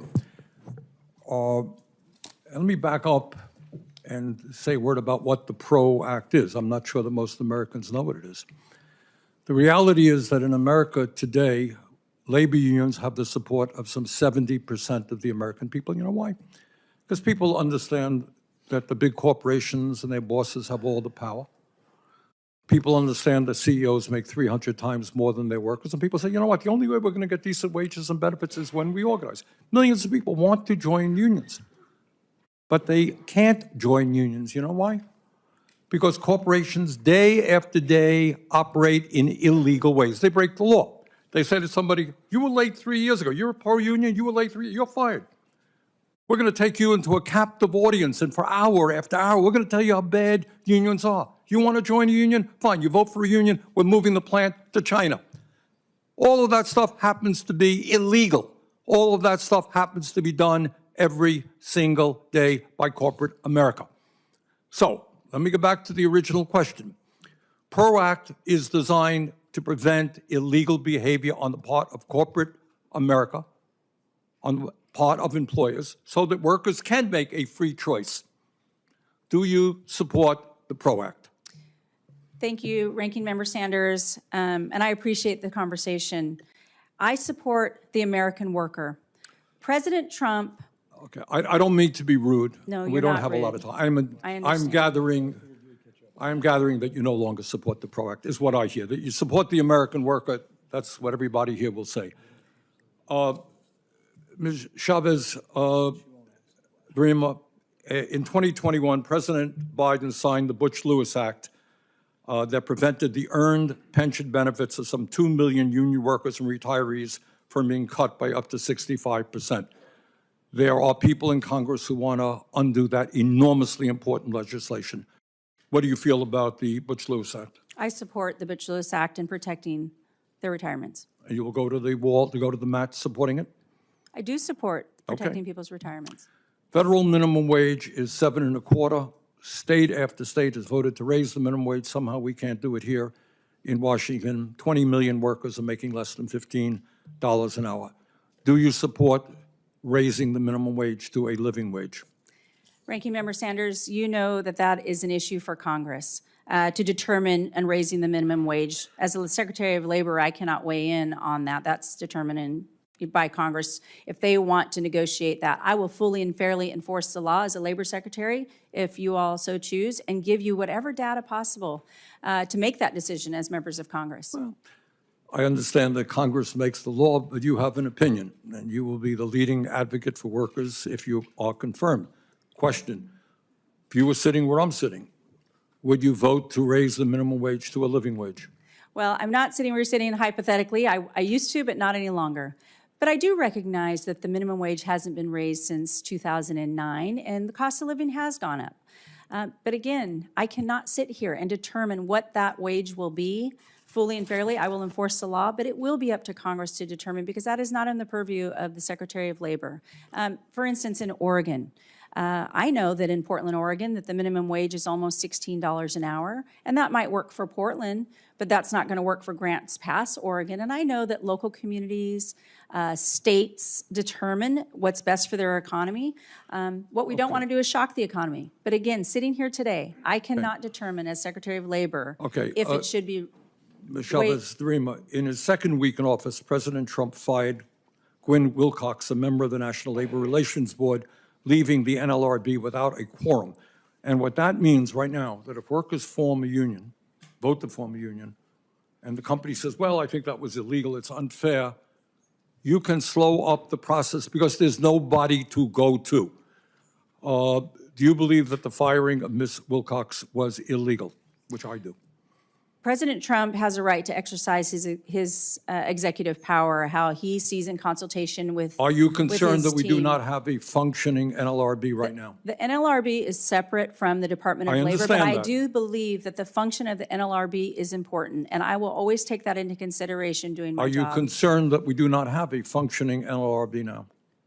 Well, again, I have not been read in with President Trump, but he has a right to exercise his executive power, and I do believe the NLRB has an important role, independent of the Department of Labor, and I respect their position as an independent agency. Thank you. Senator Director. Thank you. Senator Sanders. Thank you, Mr. Chairman. Dr. Bhattacharya, as I mentioned a moment ago, in some cases, we pay 10 times more for prescription drugs, the same drug that people in other countries pay. Something like 1 out of 4 Americans can't afford the prescriptions that their doctors write when they get sick. Why do we pay the highest prices in the world by far for prescription drugs, and what will you do if you are confirmed as NIH director? I don't have a full answer to that question, but I agree with your concern and the fact that we do pay the highest prices in the world for prescription drugs. If I'm NIH director, if I'm confirmed as NIH director, I think there's a very specific thing that we haven't done, but we should do. The NIH should fund research on off-patent, off-label use of off-patent drugs, inexpensive drugs. I'll give you an example from the pandemic, Senator. There was a tremendous achievement, I think. There was a study done in the United Kingdom of a cheap steroid called dexamethasone. very early in the pandemic, if used during, I don't mean to, I apologize, but I don't have a lot of time. And I hear what you're saying, and I'm not in disagreement with that. Question is, historically, the NIH has, as we all know, spent billions of dollars in developing important drugs. And yet, despite that taxpayer expenditure, we end up paying far more than other countries. Should a company that benefits from the taxpayer dollar research, basic research at the NIH, be able to charge any price that they want? Or should we attach to those contracts a reasonable pricing clause that says, hey, if we help develop this drug and it's effective, you're going to have to charge a reasonable price for it? Senator, that's an issue where I think previous NIH directors have said it's very difficult for an NIH director alone to take action. I think that's something that Congress and the administration would have to work together. Not quite true. I think what we're learning from the president is a lot can be done through executive orders. And I would disagree with you. I think that's something that the NIH can do. Would you be open to that idea? I mean, Senator, I guess I would focus on the future. Imagine the NIH focuses on support for relatively inexpensive. Okay, I'm hearing a no. Right? Okay, let me ask you this question. We talked about life expectancy, very important issue. Why is it that working class people in America live 7 years shorter lives than the rich? Senator, it's the chronic disease crisis in large part. But why does somebody who is working class end up with more chronic disease than somebody who's wealthy? I mean, I think, Senator, that's something I've devoted my career to trying to understand. I think that it is a tragedy that there's such a dispersion in life expectancy based on income. I think the solution that an NIH director, if I'm confirmed, I would fully commit to this, is to address the health problems that lead to that outcome. The rise in obesity, the rise in diabetes, Again, I apologize for interrupting, but what role does the food industry out there sells a lot of crap to our children, right? And they spend zillions of dollars on advertising products that are really not healthy. What will you do about that?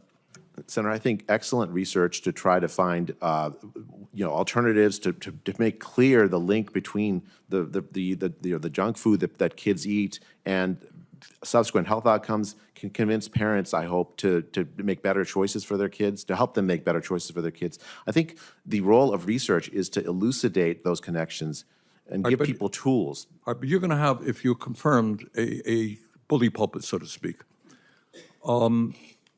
Would you support what a number of countries around the world are doing in saying to the food industry they cannot do TV advertising for unhealthy foods?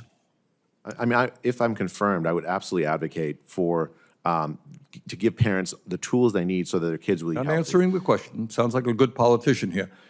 There are TV ads, as we speak right now, telling kids to tell their mothers that they desperately need some food which is really unhealthy. There are countries who say that those ads should not be allowed on television targeted to kids. Would you support those of us who agree with that? I mean, if there's a movement to encourage advertisers to not push unhealthy foods, I certainly would be willing as director to say that. You could lead that movement, not be. Will you help lead that movement? I mean, absolutely. We want to make America healthy again. I don't know specifically how one would lead such a movement, but I'd be willing to work with you, Senator, to do that. Thank you very much. Senator Paul. Senator Sanders, I'm glad to see that you're interested in junk food. In fact, I have a great offer for you. Probably you could transform health more in our country by one policy change, and that would be removing junk food, sugared drinks, chips, Twinkies, ding-dongs from food stamps. We have an epidemic of obesity, particularly among our poor, particularly among those on food stamps. Why not just take the food formulary and make it healthy food? We do this for WIC. We decided for pregnant women that we do. But I've had a bill out there for quite some time. I have no one from the other side of the aisle, so I'm glad to hear of your concern for junk food and hope I can get you to consider that. Thank you, Mr. Chairman. Today we are voting on the nominations for Director of the NIH, Dr. Jay Bhattacharya, and the Commissioner of the FDA, Dr. Marty Makary. I will be voting against both of these nominations. The NIH, with a budget of $48 billion, is the largest funder of medical research in the world. This research has led to new treatments and prescription drugs that have significantly improved the lives of Americans and people throughout the world. Every American should be proud of those achievements. But these treatments don't do any good if people cannot afford them. And the truth is that is exactly what is happening in our country today. It is beyond comprehension that we continue to pay, in some cases, 10 times more for the same exact drug that people in Canada or other countries around the world. People go to the doctor, they get a prescription, they can't afford it. That's absurd. Not only has the federal government not effectively regulated the price of prescription drugs, although we have made progress under the Biden administration in terms of negotiating prescription drug prices with Medicare, the taxpayers of this country over the years have provided hundreds of billions of dollars in research and development into new prescription drugs that are provided enormous benefits. Unfortunately, despite all of the money that we have spent on the development of prescription drugs, drug companies take the money, they say, thank you very much, and they go out and they charge the American people sky-high prices. In 2023, this committee released a report that found that the average price of new treatments that NIH scientists helped invent over the past 20 years is $111,000. $111,000 per treatment. In virtually all cases, American taxpayers are paying far more than people in other countries for the exact same medicine. In my view, we need an NIH director who is prepared to take on the greed of the pharmaceutical industry and use every tool at his or her disposal to substantially lower the outrageous prices of prescription drugs. Unfortunately, I do not believe that President Trump's nominee to lead the NIH is that person. Not just the NIH.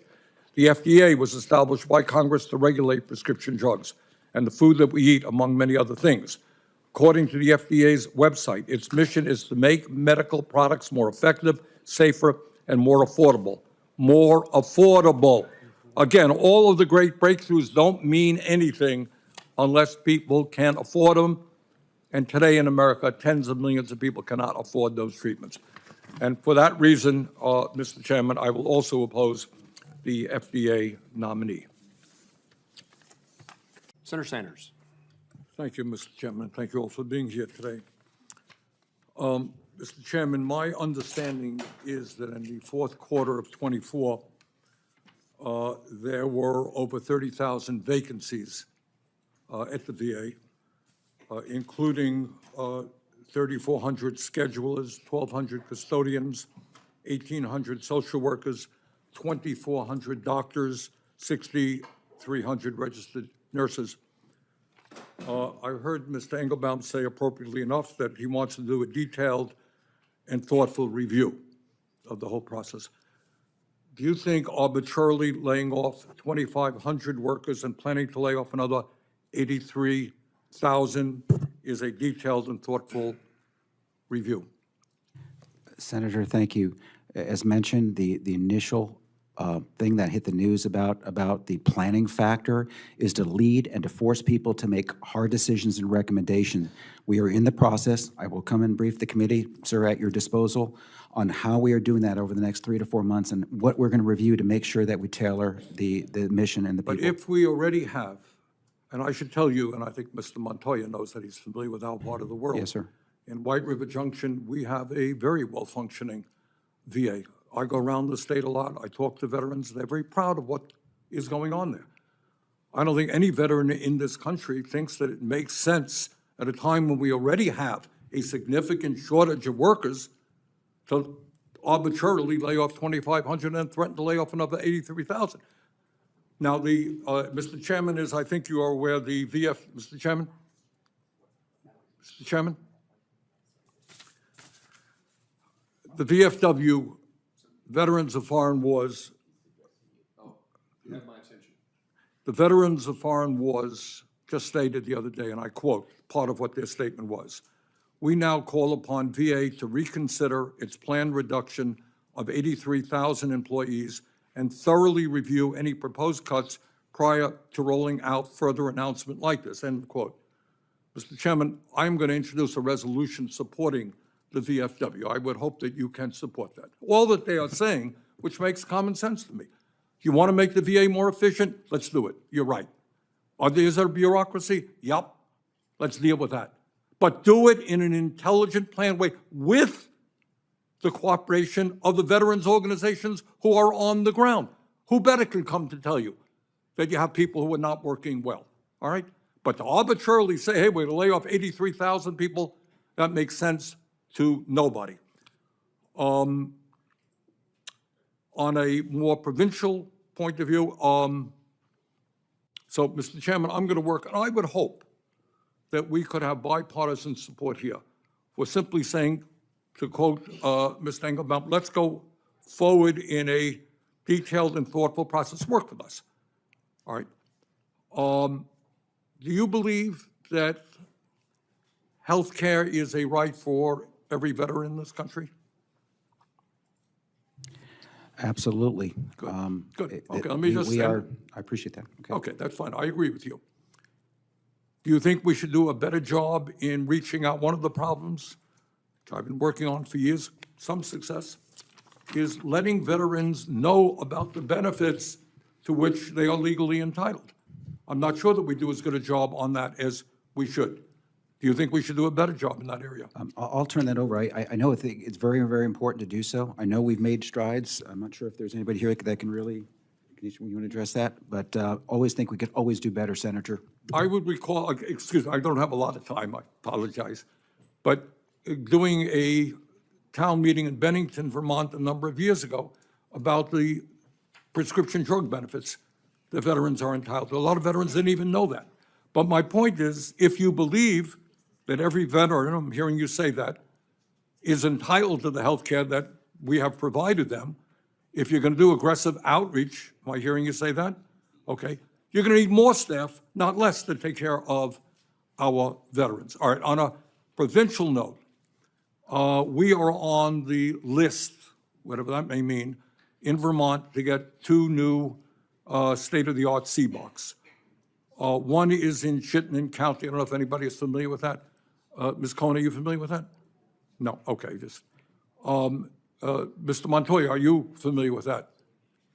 Very much so, sir. Okay, can you help me out here? We have 2 on the list, one in Chittenden County, one probably in the Keene area in New Hampshire, which Vermonters in the southern part of the state can utilize. Can you give me a status report on that, sir? Yeah, so I know, sir, I don't have it, but I'll get it for the record for you and talk with your staff members as well. But I think this is one that's very important to our veterans in Vermont and New Hampshire to make sure that they get the care. Last I had on that is that they were going through the acquisition process, but I want to be very detailed in my response to you. Will you get back to me on that? I'll give you a ring. 100%. All right. All right, look, the bottom line is it's not complicated. I don't think there's anybody who doesn't think there's too much bureaucracy at the VA. I presume everybody wants to make it more efficient. I presume everybody wants to do its best for veterans. I presume we all want veterans to be able to take advantage of the programs that Congress has passed to help them. All right. You don't do it by arbitrarily laying off tens of thousands of people. You do it by working with the veterans organizations, by working with this committee. Mr. Engelbaum, is there anything I said that you disagree with?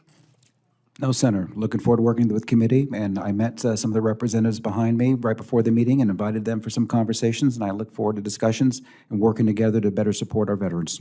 Okay, thank you. Thank you, Senator Sanders. Thank you very much, Mr. Chairman. Welcome, Mr. Bisignano. Mr. Bisignano, in your opening remarks, you mentioned that last year the Inspector General reported that the error rate in Social Security was less than 1%, and it was an error rate that you wanted to improve upon. Am I right? Yes. Okay. But in his State of the Union address, listened to by millions and millions of Americans, President Trump suggested that, quote, millions and millions, end of quote, of Social Security checks are going out to people who are between the ages of 140 and 360 years old. Millions and millions of checks. You've just acknowledged what is true, is that the error rate in Social Security is less than 1%, 99 point whatever. of the people who get their checks paid into the system and deserve those checks. So what I want to ask you is, do you think that President Trump was just expressing an outrageous lie, which I happen to believe, trying to undermine Social Security, or was he just grossly uninformed about the reality? I think what the president was representing, which further was represented again and proven to be accurate, is that there were millions of Social Security records that did not have people deceased.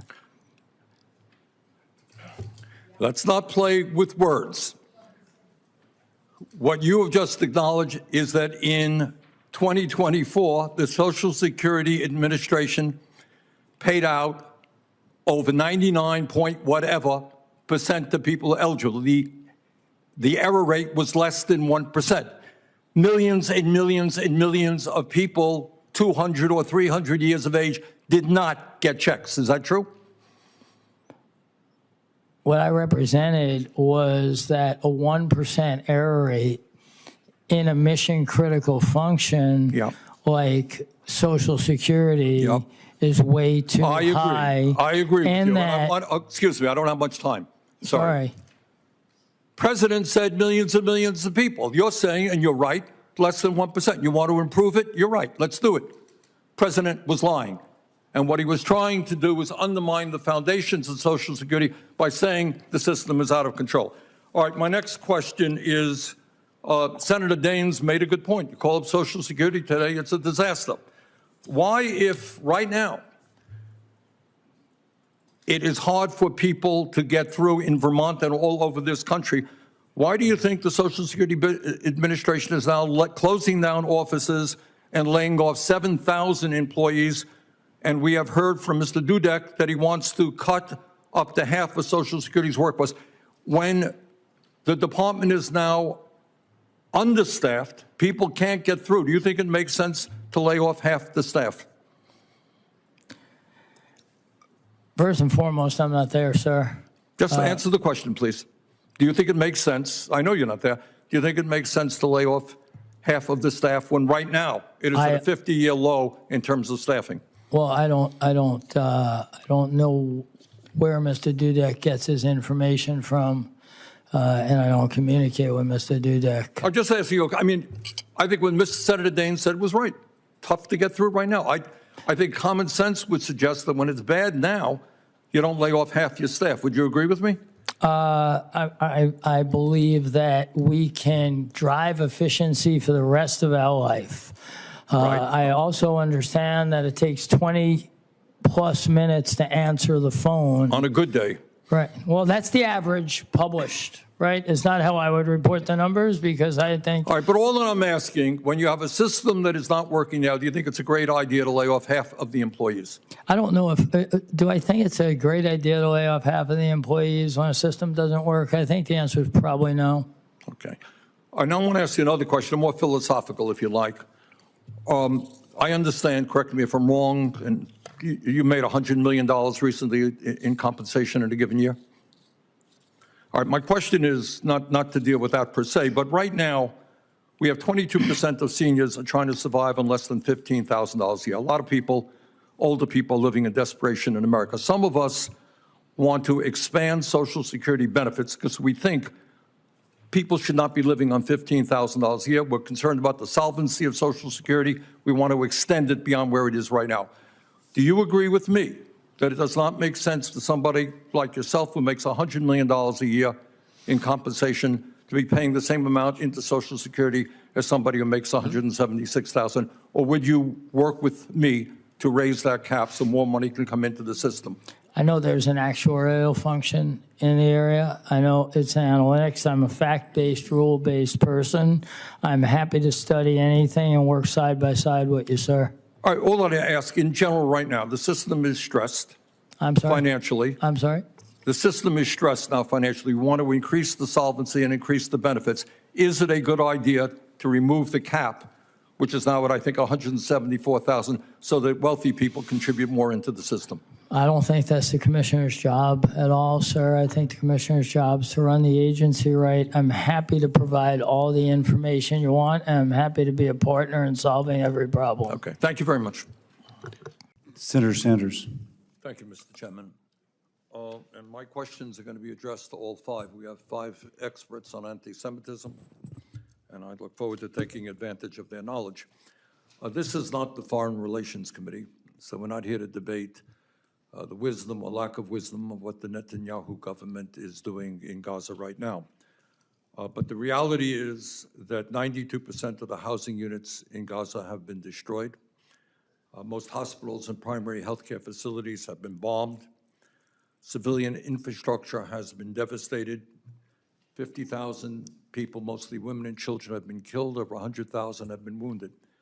If I or any other member of this committee makes that point, that we think, and again, I don't want to debate the policies right now, but if we think that the United States should not be supplying more bombs and artillery to the Netanyahu government, do you think, I don't want the debate on Israel, do you think that is anti-Semitic? Briefly, Ms. Gamble, start it and go right down the line. Am I being anti-Semitic if I say that the United States taxpayers should not supply more weapons to Israel?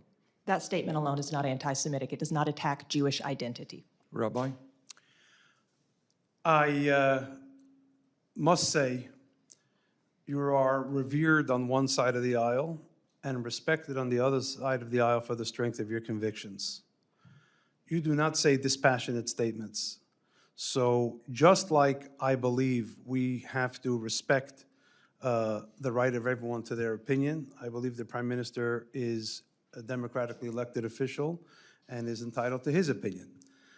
Do I think it is anti-Semitic to criticize him? I don't think so. If you criticize somebody who's Jewish, that's not anti-Semitic. If you criticize the fact that they're Jewish, right, or use that to criticize something, that's anti-Semitic. Dr. Small, briefly, we don't have a lot of time. So again, I would agree with the rabbi. What you said is not anti-Semitic, but what I would say with great respect is that we have to flip the equation. I think instead of blaming the victim or looking to the victim of Hamas, of the Muslim Brotherhood, we have to understand the ideology at work that's confronting I don't think there's any Israel. debate up here that Hamas is a terrorist organization. What they did on October 7th is beyond disgusting. Rabbi Saperstein. No, I don't think it is anti-Semitic if you say it, or if people on college campuses say it. But on college campuses, there are too many instances in which those kinds of political statements are mixed with rank hatred against Jews, and that steps over the line into anti-Semitism. Mr. Stern. Senator Sanders, just that statement, that opinion alone is not anti-Semitic. Okay, now I need your help on something else. I have never met George Soros in my life, to the best of my knowledge. I don't believe I've ever received a nickel in campaign funding from Mr. Soros. But I think, as all of you know, Soros has been a stereotype, a manifestation of anti-Semitism all over the world. Yes? Warren? So when we talk about anti-Semitism, one of the tropes that has always been used, prodigals of Zion, is that there's this mysterious underground group of zillionaire Jews who are manipulating the whole world, right? Is that the trope? Okay. This, from the Holocaust Memorial Museum, is something that appeared in Hungary, a Hungarian anti-Semitic publication. Jews, puppeteers, right? Familiar with that trope? Mm-hmm. This is from a Donald Trump campaign email. George Soros, puppeteer. Biden is the puppet being manipulated. Okay. I don't want to make a big deal about it. Ms. Gamble, does that look to you like an anti-Semitic trope? I think that there's no question that there is a relationship when you look at the two images that would cause that question to be raised. Again, I think context is key. Rabbi? George briefly, I want to hear from everybody. Yes or no? Is that do you think that has anti-Semitic overtones? I think that George Soros is Jewish, although he doesn't really identify closely with the community. 1 minute? No, you don't have 1 minute. I got 17 seconds, sir. Okay, 17 seconds. Is this anti-Semitic? Very simply, he's being criticized. He's Jewish. I don't know that he's being criticized because he's Jewish. All right, Dr. Simone? And I would say very briefly, we're living in a time where the Democratic center is under attack from the extreme right, the extreme left, and radical Islam. I asked you a question. Does this look like an anti-Semitic trope? Yes. Rabbi Saperstein? Yes. Mr. Stern? Anti-Semitism is two things, in its essence: a conspiracy theory that Jews try to harm humanity and giving them an explanation for what goes wrong in the world. That picture is anti-Semitic. Orban was using it recently as well, clearly anti-Semitic. Okay, thank you very much. Senator Collins. Of this committee and saying that hate and discrimination of any kind is beyond acceptable and has no place in our society. In the United States of America in the year 2025, it should not be a controversial statement to say that anti-Semitism is horrific and must not be tolerated any place in our country. Let us never forget that anti-Semitism has plagued Jewish people for many, many, many centuries, culminating in the slaughter of some 6 million Jews during the Holocaust. Mr. Chairman, a number of years ago, my wife and I visited Auschwitz. I don't know if you have ever done that, but I would recommend that anybody here who goes to Europe drop by, and it's certainly something that you will never forget.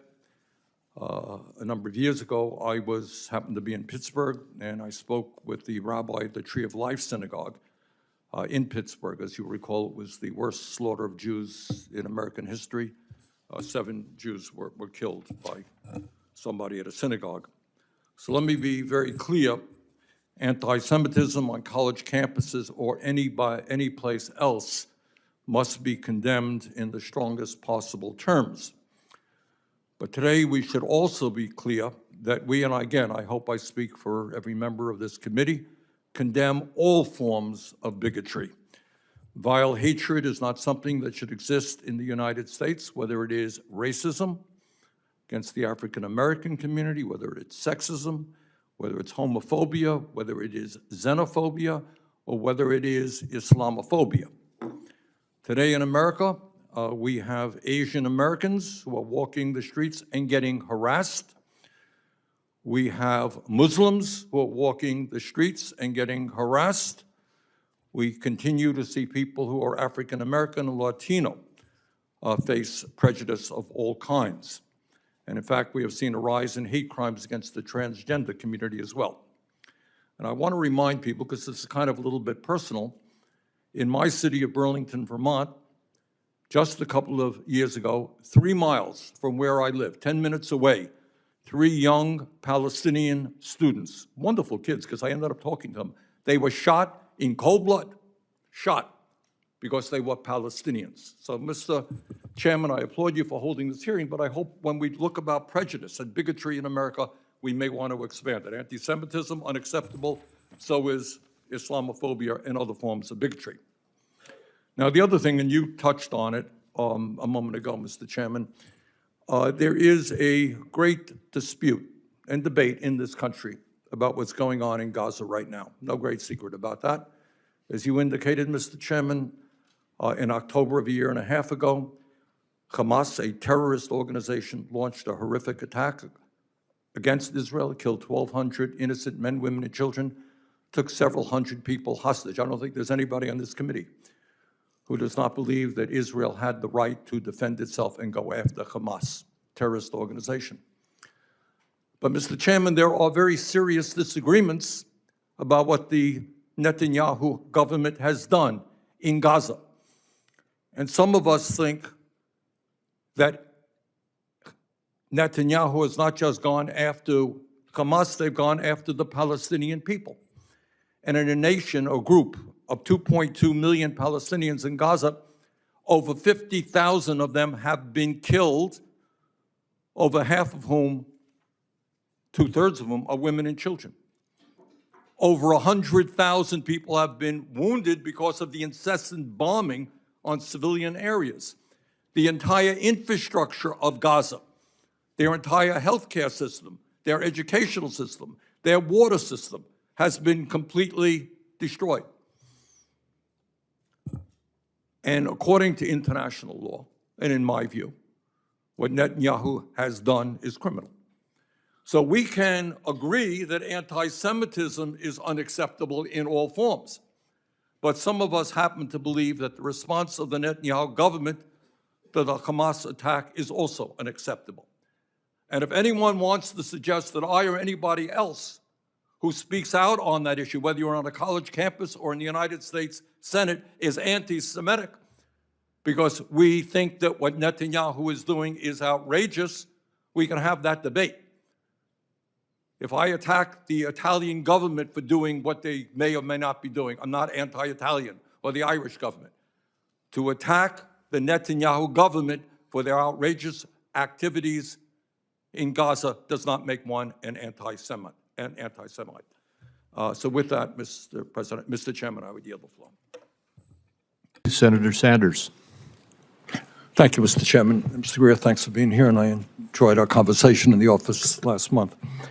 Let me begin by saying, as I suspect you know, that I am not a great fan of unfettered free trade. I helped lead the effort when I was in the House against NAFTA and against permanent normal trade relations with China. I will never forget a visit that I made to the Macadillo area in Mexico, where I saw brand new factories and literally Mexican workers living in cardboard boxes. And the result, of course, was the loss of hundreds of thousands of jobs, good-paying jobs in this country, transferring them to Mexico where people work for horrendous wages. That is the type of trade policy which I detest. But I want to move to an area to talk about the legal basis of what President Trump has done. President Trump said, Mr. Greer, that he had no choice in terms of Canada. And I live 50 miles away from the Canadian border. He had no choice but to bypass Congress and to impose an emergency 25% tariff on Canada to stop, quote, the massive, end quote, amount of fentanyl and, quote, the millions and millions of undocumented immigrants coming from the northern border. Unfortunately, that's a lie. The truth is that the U.S. Customs and Border Protection reported just 43 pounds of fentanyl was seized at the Canadian border last year, representing just 0.2% of the total. Now, we could agree that 1 pound of fentanyl is too much. But if 0.2% constitutes an emergency, my guess is illegal drugs are coming in from every country in the world. And that gives the President of the United States incredible power to determine tariffs. Further, he said he talked about millions and millions of undocumented immigrants coming from Canada. In fact, last year there were 24,000 people, not millions and millions. First question, really, we can argue about tariffs, but why does the president have to lie all of the time in order to make his point? So, Senator, I would just refute that when the president is talking about the nature of the emergency we have. I mean, could you talk a little bit closer into the mic, please? Certainly. Senator, I would just say, I think you need to look at what the president issued in terms of the order for the legal basis for what we're doing, right? I mean, the president very rightly hit on this issue of fentanyl migration coming from northern southern borders, and it's a real emergency. Drugs are a real emergency. 0.2%. You can then argue illegal drugs come from every country in the world. If you declare that as an emergency, you're giving the President of the United States unbelievable power. Let me go on that point. Let me mention to you what you probably know. 7 Republicans have joined a number of Democrats on legislation reasserting Congress's ability to play an active role in trade and tariffs. That, on the Republican side, was led by Senator Grassley. And he said, and I quote, "For too long, Congress has delegated its clear authority to regulate interstate and foreign commerce to the executive branch, et cetera, et cetera." He wants to reassert Congress's constitutional role and ensure Congress has a voice in trade policy, end of quote. In the last 2 weeks, all we have seen is reports in the newspaper. Congress has not had 1 ounce of authority in determining tariff policy. Do you think Congress should be completely left out of the process? Or does the president have emergency power to do anything he wants with regard to tariffs? Senator, my staff has had over 200 meetings with congressional offices in the past 2 months to consult. The president's been very transparent about what he wants to do on tariffs. Congress delegated a law to him to take this action. Mr. Greer, you can have all the meetings you want. You and I had a nice meeting. But at the end of the day, the president did exactly what he wanted to do without any discussion, formal discussion with members of Congress. He could make recommendations to Congress, that's for sure. Do you really think that he has the power under an emergency degree to reorder the trade world, global trade policy, without any input from the United States Congress?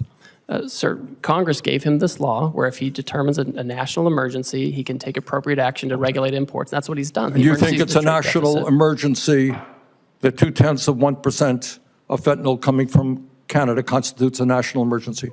Sir, do you? The president has determined that Do you? Canada, I'm asking you. You're asking me about drug policy. So I agree with the president. If you have China and Canada and Mexico putting drugs into this country at different levels, then that's an emergency. We have to deal with it. Look, we're not going to argue about the danger of drugs. 0.2, 43 pounds of fentanyl. On that basis, the president can declare an emergency with any country on earth and take unlimited power. That's called authoritarianism. Okay? That's not what a democracy does. Do you have any concerns about all of that power going into the hands of the president? Sir, Congress delegated this power to the president. He has to renew the emergency every year. He has to give reports to Congress. The Congress told him what he has to do to use this authority, and he's doing those things. Okay. Thank you, Mr. Chairman. Thank you. We have, you've been. Thank you, Mr. Chairman. Mr. Greer, thanks for being here, and I enjoyed our conversation in the office last month. Let me begin by saying, as I suspect you know, that I am not a great fan of unfettered free trade. I helped lead the effort when I was in the House against NAFTA and against permanent normal trade relations with China. I will never forget a visit that I made to the Macadillo area in Mexico, where I saw brand new factories and literally Mexican workers living in cardboard boxes. And the result, of course, was the loss of hundreds of thousands of jobs, good-paying jobs in this country, transferring them to Mexico where people work for horrendous wages. That is the type of trade policy which I detest. But I want to move to an area to talk about the legal basis of what President Trump has done. President Trump said, Mr. Greer, that he had no choice in terms of Canada, and I live 50 miles away from the Canadian border. He had no choice but to bypass Congress and to impose an emergency 25% tariff on Canada to stop, quote, the massive, end quote, amount of fentanyl and, quote, the millions and millions of undocumented immigrants coming from the northern border. Unfortunately, that's a lie. The truth is that the U.S. Customs and Border Protection reported just 43 pounds of fentanyl was seized at the Canadian border last year, representing just 0.2% of the total. Now, we could agree that 1 pound of fentanyl is too much. But if 0.2% constitutes an emergency, my guess is illegal drugs are coming in from every country in the world. And that gives the President of the United States incredible power to determine tariffs. Further, he said he talked about millions and millions of undocumented immigrants coming from Canada. In fact, last year there were 24,000 people, not millions and millions. First question, really, we can argue about tariffs, but why does the president have to lie all of the time in order to make his point? So, Senator, I would just refute that when the president is talking about the nature of the emergency we have. I mean, Can you talk a little bit closer into the mic, please? Certainly. Senator, I would just say, I think you need to look at what the president issued in terms of the order for the legal basis for what we're doing, right? I mean, the president very rightly hit on this issue of fentanyl migration coming from northern and southern borders, and it's a real emergency. Drugs are a real emergency. 0.2%. You can then argue illegal drugs come from every country in the world. If you declare that as an emergency, you're giving the President of the United States unbelievable power. Let me go on that point. Let me mention to you what you probably know. 7 Republicans have joined a number of Democrats on legislation reasserting Congress's ability to play an active role in trade and tariffs. That, on the Republican side, was led by Senator Grassley. And he said, and I quote, "For too long, Congress has delegated its clear authority to regulate interstate and foreign commerce to the executive branch, et cetera, et cetera." He wants to reassert Congress's constitutional role and ensure Congress has a voice in trade policy, end of quote. In the last 2 weeks, all we have seen is reports in the newspaper. Congress has not had 1 ounce of authority in determining tariff policy. Do you think Congress should be completely left out of the process? Or does the president have emergency power to do anything he wants with regard to tariffs? Senator, my staff has had over 200 meetings with congressional offices in the past 2 months to consult. The president's been very transparent about what he wants to do on tariffs. Congress delegated a law to him to take this action. Mr. Greer, you can have all the meetings you want. You and I had a nice meeting. But at the end of the day, the president did exactly what he wanted to do without any discussion, formal discussion with members of Congress. He could make recommendations to Congress, that's for sure. Do you really think that he has the power under an emergency degree to reorder the trade world, global trade policy, without any input from the United States Congress? Sir, Congress gave him this law where if he determines a national emergency, he can take appropriate action to regulate imports. That's what he's done. And you think it's a national emergency that 0.2% of fentanyl coming from Canada constitutes a national emergency? Sir, do you? The president has determined that do you? Canada, I'm asking you. You're asking me about drug policy. So I agree with the president. If you have China and Canada and Mexico putting drugs into this country at different levels, then that's an emergency. We have to deal with it. Look, we're not going to argue about the danger of drugs. 0.2, 43 pounds of fentanyl. On that basis, the president can declare an emergency with any country on earth and take unlimited power. That's called authoritarianism. Okay? That's not what a democracy does. Do you have any concerns about all of that power going into the hands of the president? Sir, Congress delegated this power to the president. He has to renew the emergency every year. He has to give reports to Congress. The Congress told him what he has to do to use this authority, and he's doing those things. Okay. Thank you, Mr. Also has an amendment which I'd like to bring up. I've got an amendment. Kane, you want to go Sanders first? Yeah. I call it Sanders Amendment number 2.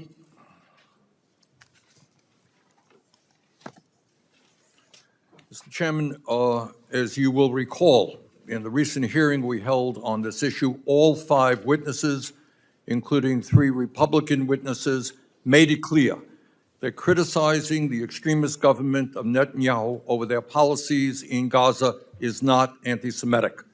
One can criticize the government of Israel for their policies without being anti-Semitic.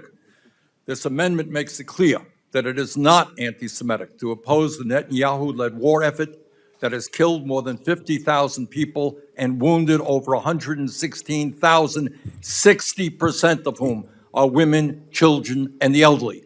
Making that point is not anti-Semitic. It is not anti-Semitic to criticize Netanyahu's war machine that has damaged or destroyed 2/3 of all structures in Gaza, including 92% of the housing units.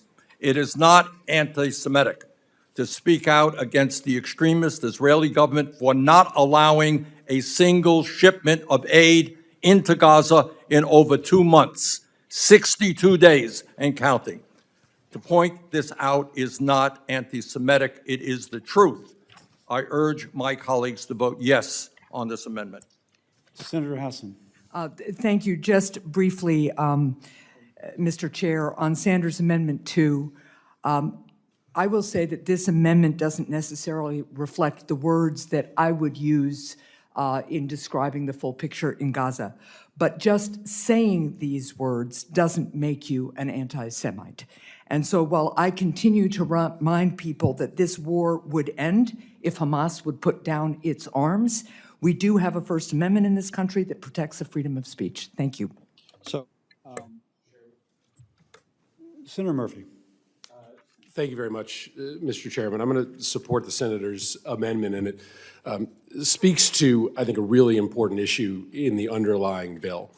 The author of this definition has testified publicly that he never intended for the definition that ended up in statute to include the litany of examples that are offered as part of the guidance on how to implement this definition. This is really important because if you read these examples, which are going to be incorporated by law into this new definition, it absolutely opens up the possibility that criticism of Israel, for instance, suggesting that there is discrimination or bias against Palestinians connected to decisions that the government is making as actions or speech that could ultimately cause your federal funding to be in jeopardy. If you argued that there was bias or discrimination inherent in an exercise of the U.S. government, you would not be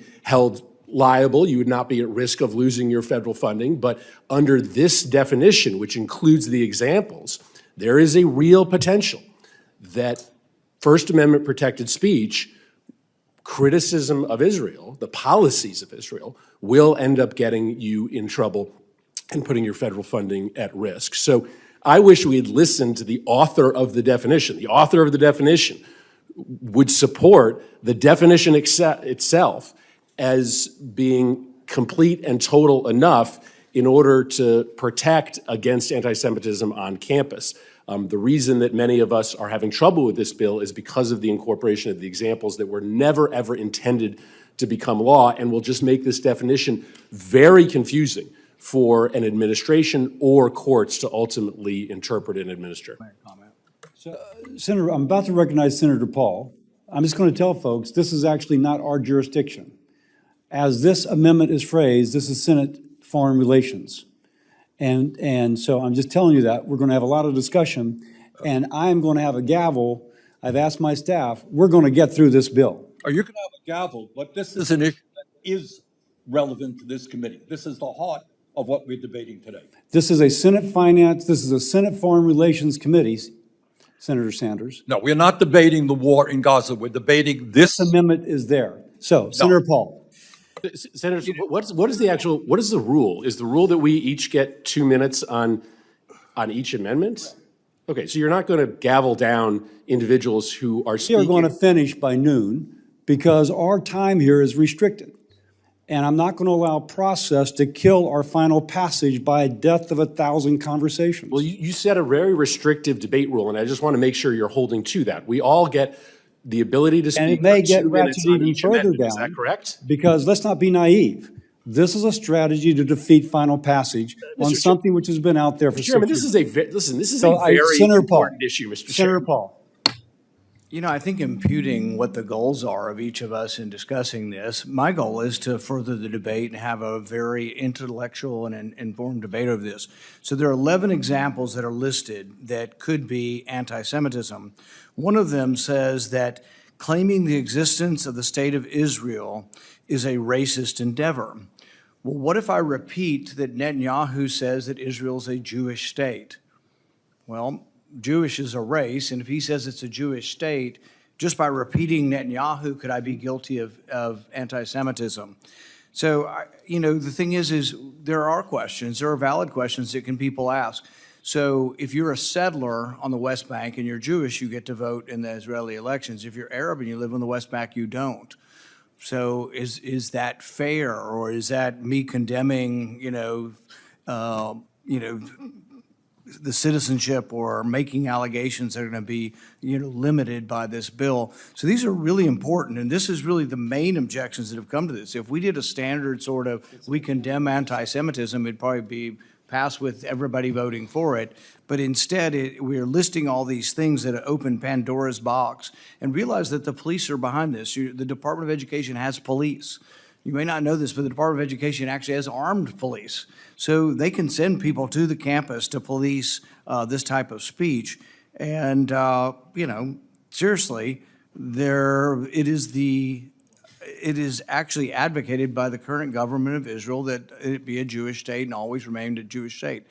That is a racial statement. That's not my statement, that's their statement. So is it going to be disallowed by this bill for a student to say that on campus? So the Chairman, I would call the question. There is a motion. I'm going to make a motion to table this amendment. Is there a second? Well, I made a motion to call the question. Mr. Chairman, I would like a vote on my amendment. Motion to table because of absence of jurisdiction. Is there a second? Second. There's a second. It's non-debatable. Clerk shall call a roll.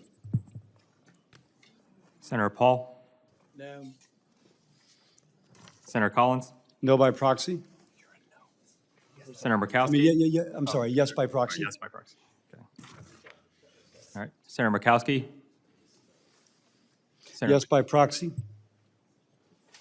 Senator Mullen? Yes by proxy? Senator Marshall? Senator Scott? Senator Hawley? Yes by proxy? Senator Tupperville? Senator Banks? Senator Husted? Senator Moody? Yes by proxy? Senator Sanders? No. Senator Murray? No by proxy. Senator Baldwin? No by proxy. Senator Murphy? Senator Kane? Senator Hassan? Senator Hickenlooper? Senator Markey? Senator Kim? Senator Blunt Rochester? Senator Alsobrooks? No by proxy. Chairman Cassidy? Senator Cassidy is a yes, and I'll also point out that we would not have the restrictions on debate had minority agreed to go beyond 2 hours. Now, the idea that somehow we're doing restrictions because of something that is heavy-handed on my part when we've not had an agreement to go beyond 2 hours is deceitful to the American people. Deceitful. So, with that said, staff? I have 11 ayes, 12 nays. Okay. So do we now have a? What? Hold it. So motion table was not agreed to yet. So, Oh, okay. Right. now we'll have a vote on the amendment. Correct. The chairman will call the roll. Call roll. Okay. And these, I shall be voting no. Senator Paul? Aye. Senator Collins? No by proxy. Senator Murkowski? No by proxy. Senator Mullen? No by proxy. Senator Marshall? Senator Scott? Senator Hawley? No by proxy. Senator Tupperville? No by proxy. Senator Banks? No. Senator Husted? No. Senator Moody? No by proxy. Senator Sanders? Aye. Senator Murray? Aye by proxy. Senator Baldwin? Aye by proxy. Senator Murphy? Senator Kane? Senator Hassan? Senator Hickenlooper? Senator Markey? Senator Kim? Senator Blunt Rochester? Senator Alsobrooks? Aye by proxy. Chairman Cassidy? Senator Cassidy is a no. I have 12 ayes, 11 nays. Okay.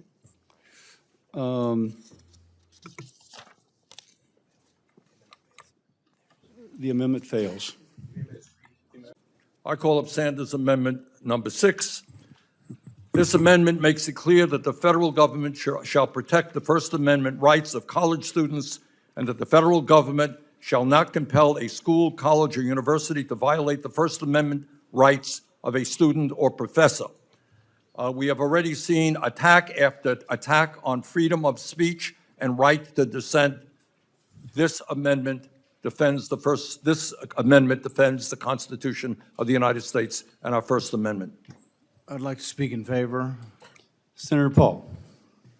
The Supreme Court made it clear in Brandenburg versus Ohio that speech can be suppressed only if the speech is intended and likely to produce imminent lawless action.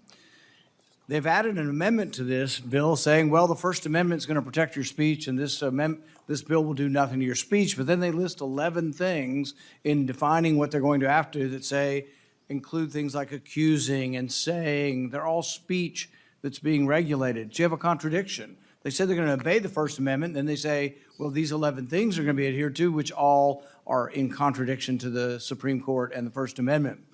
In the Brandenburg case, the speech in question was made by a hood-wearing leader of the Ku Klux Klan named Clarence Brandenburg. Despite the horrid nature of the speech in question, America's commitment to free expression is best exemplified by the people who defended Brandenburg. 2 lawyers for the ACLU, Melvin Wolfe, a Jewish man, and Eleanor Norms Houghton, a young black woman who's still in Congress. Norton later explained that she decided to defend Brandenburg's First Amendment right because free speech is worth defending even when you don't like what is being said. To me, that's been the greatness of the Brandenburg decision, is that it was by people who despised, a black woman who despised the language he was using and the racism, and a Jewish lawyer who also despised the anti-Semitism. That is what's so great about our country, is that we allow people to say things that we completely object to, and we counter bad things and bad statements, we counter bad information, bad speech with more speech. The First Amendment controls would be worthwhile in this bill only if you eliminated the 11 definitions that are all speech violations that go against the First Amendment. I'll support the bill if we get rid of the 11 definitions. I would propose that we should actually vote on Senator Kane's resolution. The federal government cannot compel anyone to do something that is unconstitutional. This is unnecessary. For timing purposes, we're going to proceed to the vote. I shall be voting no. The clerk shall call the roll. Senator Paul? Aye. Senator Collins? No by proxy. Senator Murkowski? No by proxy. Senator Mullen? No by proxy. Senator Marshall? No. Senator Scott? No. Senator Hawley? I'm sorry. I'm sorry, Collins is an aye by proxy. Collins is an aye by proxy, okay. And so who was the last one? Senator Tuberville? He's a no by proxy. 1, 2, 3, 4. Oh, sorry, Senator Hawley? No by proxy. Hawley, 1, 2, 3, 4, 5. Senator Tuberville? No by proxy. Senator Banks? No by proxy. Senator Houston? No by proxy. Senator Moody? No by proxy. Senator Sanders? Aye. Senator Murray? Aye by proxy. Senator Baldwin? Aye by proxy. Senator Murphy? Senator Kane? Senator Hassan? Senator Hickenlooper? Senator Markey? Senator Kim? Senator Blunt Rochester? Aye by proxy. Senator Alsterbrooks? Chairman Cassidy? Senator Cassidy is a no. I have 13 ayes, 10 nays. With that, I recognize Senator Sanders for his opening statement. Thank you, Mr. Chairman, and let us be as clear as we can all be, and that is that hate and discrimination of any kind is beyond unacceptable and has no place in American society. In the United States of America in the year 2025, it should not be controversial to say that anti-Semitism is a horrific, vile ideology and must not be tolerated any place or any time. Let us never forget that anti-Semitism resulted in the slaughter of some 6 million Jews during the Holocaust and for thousands of years has plagued people throughout the world. Anti-Semitism must be condemned, whether it be on college campuses or any other place in our society or throughout the world. Anti-Semitism must be condemned by political leaders here in the U.S. and political leaders in other countries across the world.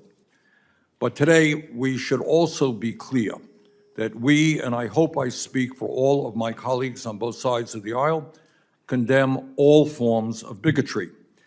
Vile hatred is not something that should exist in the United States of America, whether it is anti-Semitism, racism, sexism, homophobia, xenophobia, Islamophobia, or any other forms of discrimination. And I will be offering an amendment today to make that clear.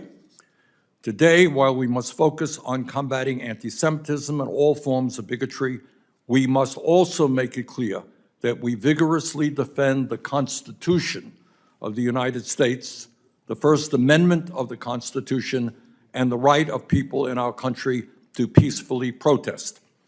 Let me be very clear. I worry very much that the Anti-Semitism Awareness Act that we are considering today is unconstitutional and will move us far along in the authoritarian direction that that the Trump administration is taking us. Let us remember, this is an amendment that is, let us remember, this is an administration that is currently suing the media because they report stories that the president doesn't like.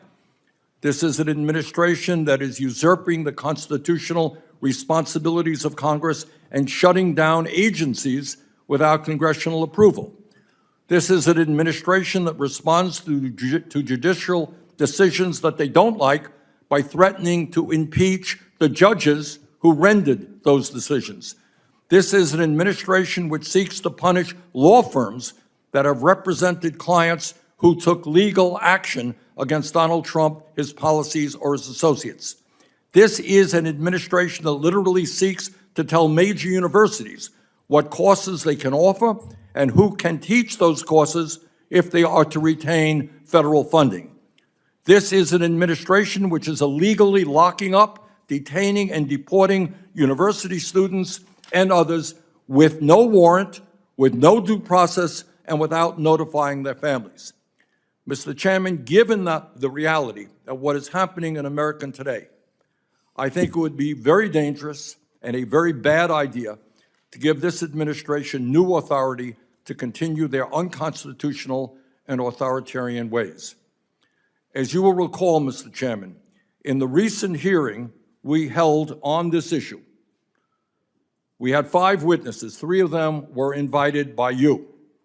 And all 5 of them made it clear, let me reiterate, all 5, including the 3 Republican witnesses, made it clear that criticizing the extremist government of Netanyahu over their policies in Gaza is not anti-Semitic. Let me repeat. One can criticize the government of Israel, government of any country on earth for their policies, and that does not make one anti-Semitic or hateful of the people in any of those countries. It goes without saying that people in the United States of America have the right to criticize any government on earth for their policies. Unfortunately and unacceptably, the Anti-Semitism Awareness Act that we are considering today would label speech that criticizes the Israeli government and Netanyahu's horrific war in Gaza as anti-Semitic and a violation of civil rights laws, and that is an extremely dangerous precedent. So with that, Mr. Chairman, I should tell you we'll be offering a number of amendments that address some of these concerns that I have. Amendments agreed to. Is there anyone else to offer an amendment? Chairman? Senator Sanders. I call up Sanders Amendment number 4.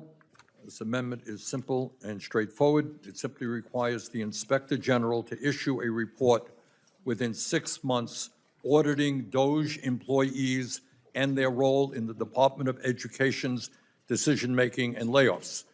DOGE and Elon Musk have already laid off half of the Department of Education staff, which is jeopardizing the education funding, the civil rights, and the financial aid of students throughout the country. Congress and the public still do not have information on which staff were fired, what their responsibilities were, or the department's plan to ensure programs still function. We have a responsibility to receive this information. I urge my colleagues to vote yes on this amendment. We're closely following what DOGE is doing. This markup is about protecting students on college campuses and has nothing to do with DOGE. The clerk shall call the roll. I shall be voting no. Senator Paul. Senator Paul is a no by proxy. Senator Collins. No by proxy. Senator Murkowski. Aye. Senator Mullen. No by proxy. Senator Marshall. No by proxy. Senator Scott. No by proxy. Senator Hawley. Senator Tuberville. No by proxy. Senator Banks. No by proxy. Senator Houston. No by proxy. Senator Moody. No by proxy. Senator Sanders. Aye. Senator Murray. Aye by proxy. Senator Baldwin. Aye by proxy. Senator Murphy. Senator Kane. Aye by proxy. Senator Hassan. Senator Hickenlooper. Aye by proxy. Senator Markey. Senator Kim. Senator Blunt Rochester. Senator Alsobrooks. Chairman Cassidy. No. No by proxy. No. I have 12 ayes, 11 nays. The amendment's agreed to. We want to have another amendment they wish to bring I up. got 5 amendments. Then please bring it up. I call up Sanders Amendment number 11. Mr. Chairman, a few weeks ago, the Trump administration arbitrarily fired every federal worker who administers the bipartisan low-income home energy assistance program. That's LIHEAP. Now, in cold weather states like Vermont, LIHEAP is life and death for many people, especially senior citizens who need help keeping their homes warm in the wintertime. In hot weather states, it is equally important when August comes and people need help maintaining air conditioning. What this amendment would do is immediately reinstate all of the LIHEAP staff that were terminated, reopen the Division of Energy Assistance that administers this program, and disperse all of the LIHEAP funds that Congress has appropriated. Being able to heat your home in the freezing cold and keep the air conditioner on in the extreme heat is not a luxury. It's a matter of life and death. I urge my colleagues to vote for this amendment. This is a partisan amendment. The Anti-Semitism Awareness Act is focused on standardizing the definition of anti-Semitism for the enforcement of federal anti-discrimination laws. The legislation is not the place to consider potential funding, staffing, or organizational changes to HHS. While I recognize this is important to Senator Sanders, it's not within the scope. I move to table S558 Amendment Sanders number 11. Is there a sufficient second? There is. For clarification, a yes vote means the amendment will be placed on the table and no longer considered for passage. I shall be voting yes. The clerk shall call the roll. Senator Paul? Aye. Senator Collins? Aye. Senator Murkowski? Aye. Senator Mullen? Aye. Senator By Marshall? by proxy, I'm sorry. Sorry. Senator Marshall? Yes. Senator Scott? Senator Hawley? Aye by proxy. Senator Hawley? Aye by proxy. Oh, sorry. Senator Tuberville? Aye by proxy. Senator Banks? Aye by proxy. Senator Houston? Yes. Senator Moody? Aye by proxy. Senator Sanders? No. Senator Murray? No by proxy. Senator Baldwin? No by proxy. Senator Murphy? Senator Kane? Yes. Senator Hassan? No. Senator Hickenlooper? Senator Markey? Nope. Senator Kim? Senator Blunt Rochester? Senator Alsobrooks? No by proxy. Does Chairman Cassidy? Cassidy votes yes to table. I have 12 ayes, 11 nays. Senator Sanders. Thank you, Mr. Chairman. Secretary Collins, do workers in the United States have a right to be in unions? Secretary Collins? Do workers in the United States have a right to be members of unions? Okay. Yes or no? Yes. Okay. I didn't know it was a question. Okay. President Trump issued an executive order banning collective bargaining in the VA, eliminating union rights to 79% of workers there because of security reasons. Do you think that workers in the VA are a threat to national security if they're a member of a union? I don't think that was the purpose of the EO, Senator. That's exactly what he said. Then why did you eliminate collective bargaining rights at the VA? I think the interesting issue here is that's not what the EO is about. The EO is our national security interest of our fourth mission. And if you look at the entire EO, is about making sure that the fourth mission is not. Is a nurse at the VA a national security threat by being a member of a union? Okay, sir, I can't answer the question. We're on different pages. It's not the fact that the VA is a national security threat. It's a national security threat that if we can't perform our fourth mission, that's looking at. Well, I mean, that's what. Bottom line is unions. 79% of workers at the VA are union members. They no longer are able to engage in collective bargaining. To me, that is an outrage. I think the courts will overturn that. Next question. Well, at this point, that's not true. At this point, that's not true. All right. Let me ask you this. Do you believe that every veteran in this country, as I believe, and I think many members of this committee believe, are entitled to VA health care? As a veteran, yes. Yeah, okay. What are we doing right now? What are you doing to improve outreach to bring more veterans into VA? Well, I think that's, let's go back to a question you just said. Does everybody have a right to be in a union? The answer is yes. Does everybody have a right to, on the benefit that they've earned to come to the VA? But I can't force them in. No, of course you can't. And But you can, but of course you can't force I'm them.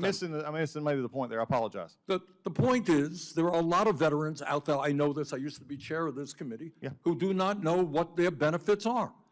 And it's our obligation to say to veterans all over this country, you put your life on the line to defend America. Congress has passed A, B, and C. We welcome you into the VA if you choose to come in. Yeah, Senator, I think this is a great place for us to have an honest, a conversation, because I'm concerned about this as well. And part of this goes back to how we're actually transitioning out of DOD into VA. That's one of the factors. And I think that's one of the big things. And there's an honest conversation here: is it properly placed right now? Good. Transition. So I'm wanting to do that, and we're doing outreach all the time with our vet centers and everybody else to let people know. Okay, I think we could do a better job. I agree. Think we have to. I agree completely. Okay. Question. You know, we talk about VA healthcare, which is what we're here to talk about, but we don't put it into a context. We are living in a nation which has a broken, dysfunctional, wildly expensive healthcare system. In your judgment, just out of curiosity, how does VA healthcare compare to healthcare out in the regular world for civilians? I think in certain areas, just like we're out in the regular world, you have some hospitals that are performing exceptionally, and you have some that are not. I think that's the problem that we have in our healthcare systems in general. I think this is something I said earlier. We can't separate out VA from the healthcare system as in a whole. That's And I true. think, All right. but sometimes we do that. All right. Let me ask you this. My understanding is that we have, roughly speaking, a shortage of 2,500 doctors, 6,600 nurses. All right?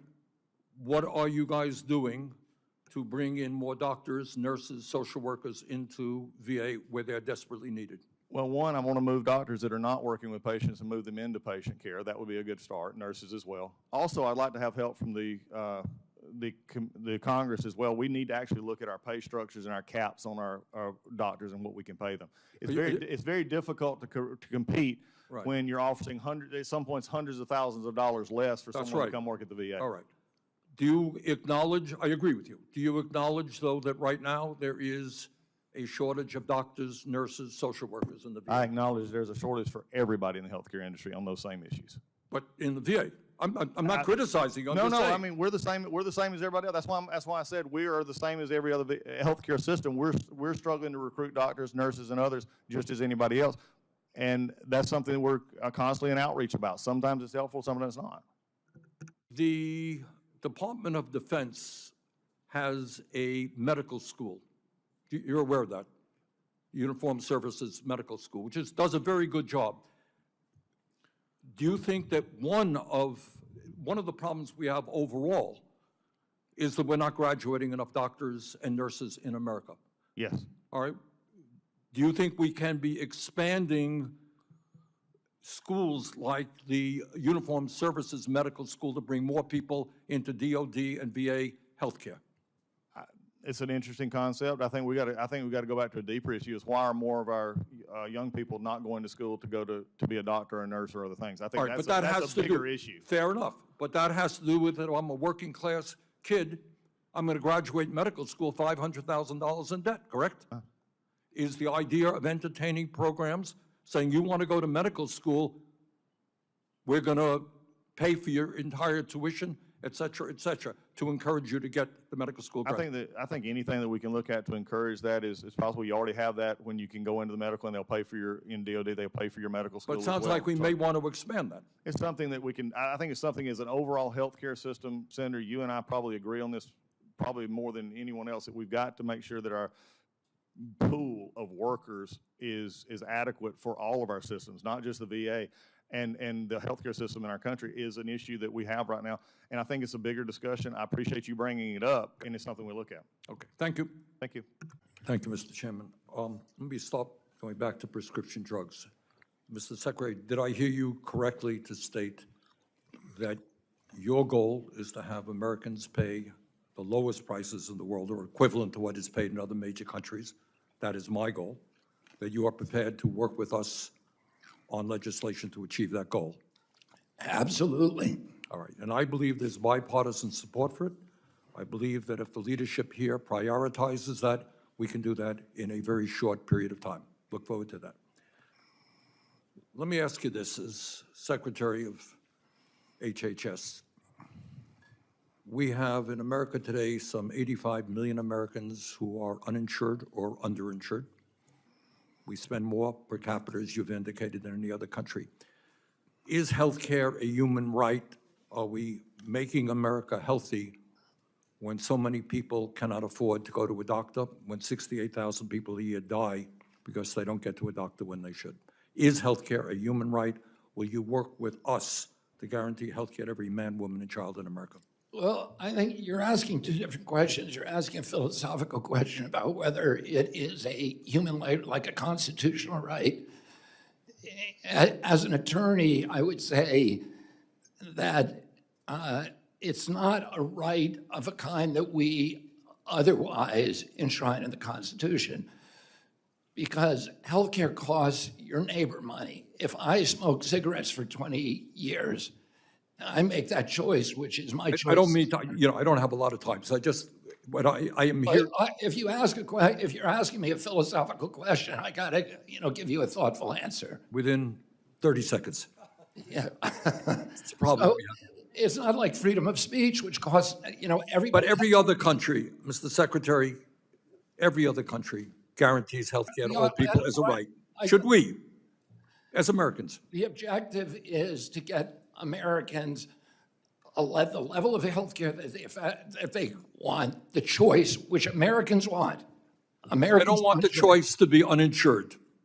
Well, but they don't want the choice to die because they don't get to a doctor on time. Americans prefer private insurance to other insurance sources. Do you believe? Okay. And what I would say is, I want to find a solution to this. I want every American to have insurance. President Trump wants every American to be insured and have access to health care. The question is, how do we get there? Obamacare is not working. It is not working. And this is the... Sorry to interrupt you. All right. The reconciliation... My job is to try to make it work. All right. I have limited time. The reconciliation bill that is now being worked on in the House will come to the Senate. As it stands right now, cuts Medicaid in the Affordable Care Act by more than $715 billion, which the CBO has estimated would eliminate health insurance for 13.7 million Americans, and also raise co-payments for millions of others, is throwing 13 million Americans off of the health care they have, poor and working class people, keeping America healthy. Well, I haven't seen that number. I've seen the number 8 million. And here the people, the cuts are not true cuts. The cuts are eliminations of waste, abuse, and fraud. And I can go through. I can go through the people who will lose it. There are a million people, I really don't mean to be rude, but as you know, I have a very limited amount of time. You asked the question, I'm going to answer it. Well, yeah, I've got a bunch of questions that I would like you to answer as well. All right, we talk about austerity, doing more with less, but in that very same bill that is being worked on in the House right now, there are $235 billion in tax breaks for the top 0.2%. Do you think that makes sense when that same bill would throw 13 million people off of Medicaid? Should we give tax breaks to billionaires and throw kids and others off of Medicaid? You're conflating the congressional bills with proposals from the president. The president No, I'm talking about the congressional bill. I'm talking about the bill, the reconciliation bill. I mean, the president is not trying to do tax cuts for billionaires. He's trying to have no tax on tips and no tax for $235 billion by how many people, how many billionaires do you know that are making overtime or making any part of the $235 billion. Look, it's a big bill. There are a lot of provisions in it, but you cannot deny the top 0.2% will get $235 billion in tax breaks while we cut Medicaid. Okay. Sanders for his opening statement. Thank you, Mr. Chairman, and Mr. Secretary, thanks for being with us. Let me begin by quoting a sentence that came from your prepared remarks. You state, and I quote, The United States remains the sickest developed nation, and we spend $4.5 trillion annually on health care, 2 to 3 times more per capita than comparable nations. Clearly, something is structurally wrong with our approach, end of quote. You're right. The current healthcare system is broken. It is wildly expensive. It is dysfunctional. So what do we do, Mr. Secretary, to address it? Maybe for a start, we do what every other major country on earth does and recognize that healthcare is a human right guaranteed to every man, woman, and child. Maybe we understand that the function of a rational healthcare system is not to make hundreds of billions of dollars in profit for insurance companies and drug companies who often engage in stock buybacks, pay their CEOs outrageous compensation packages.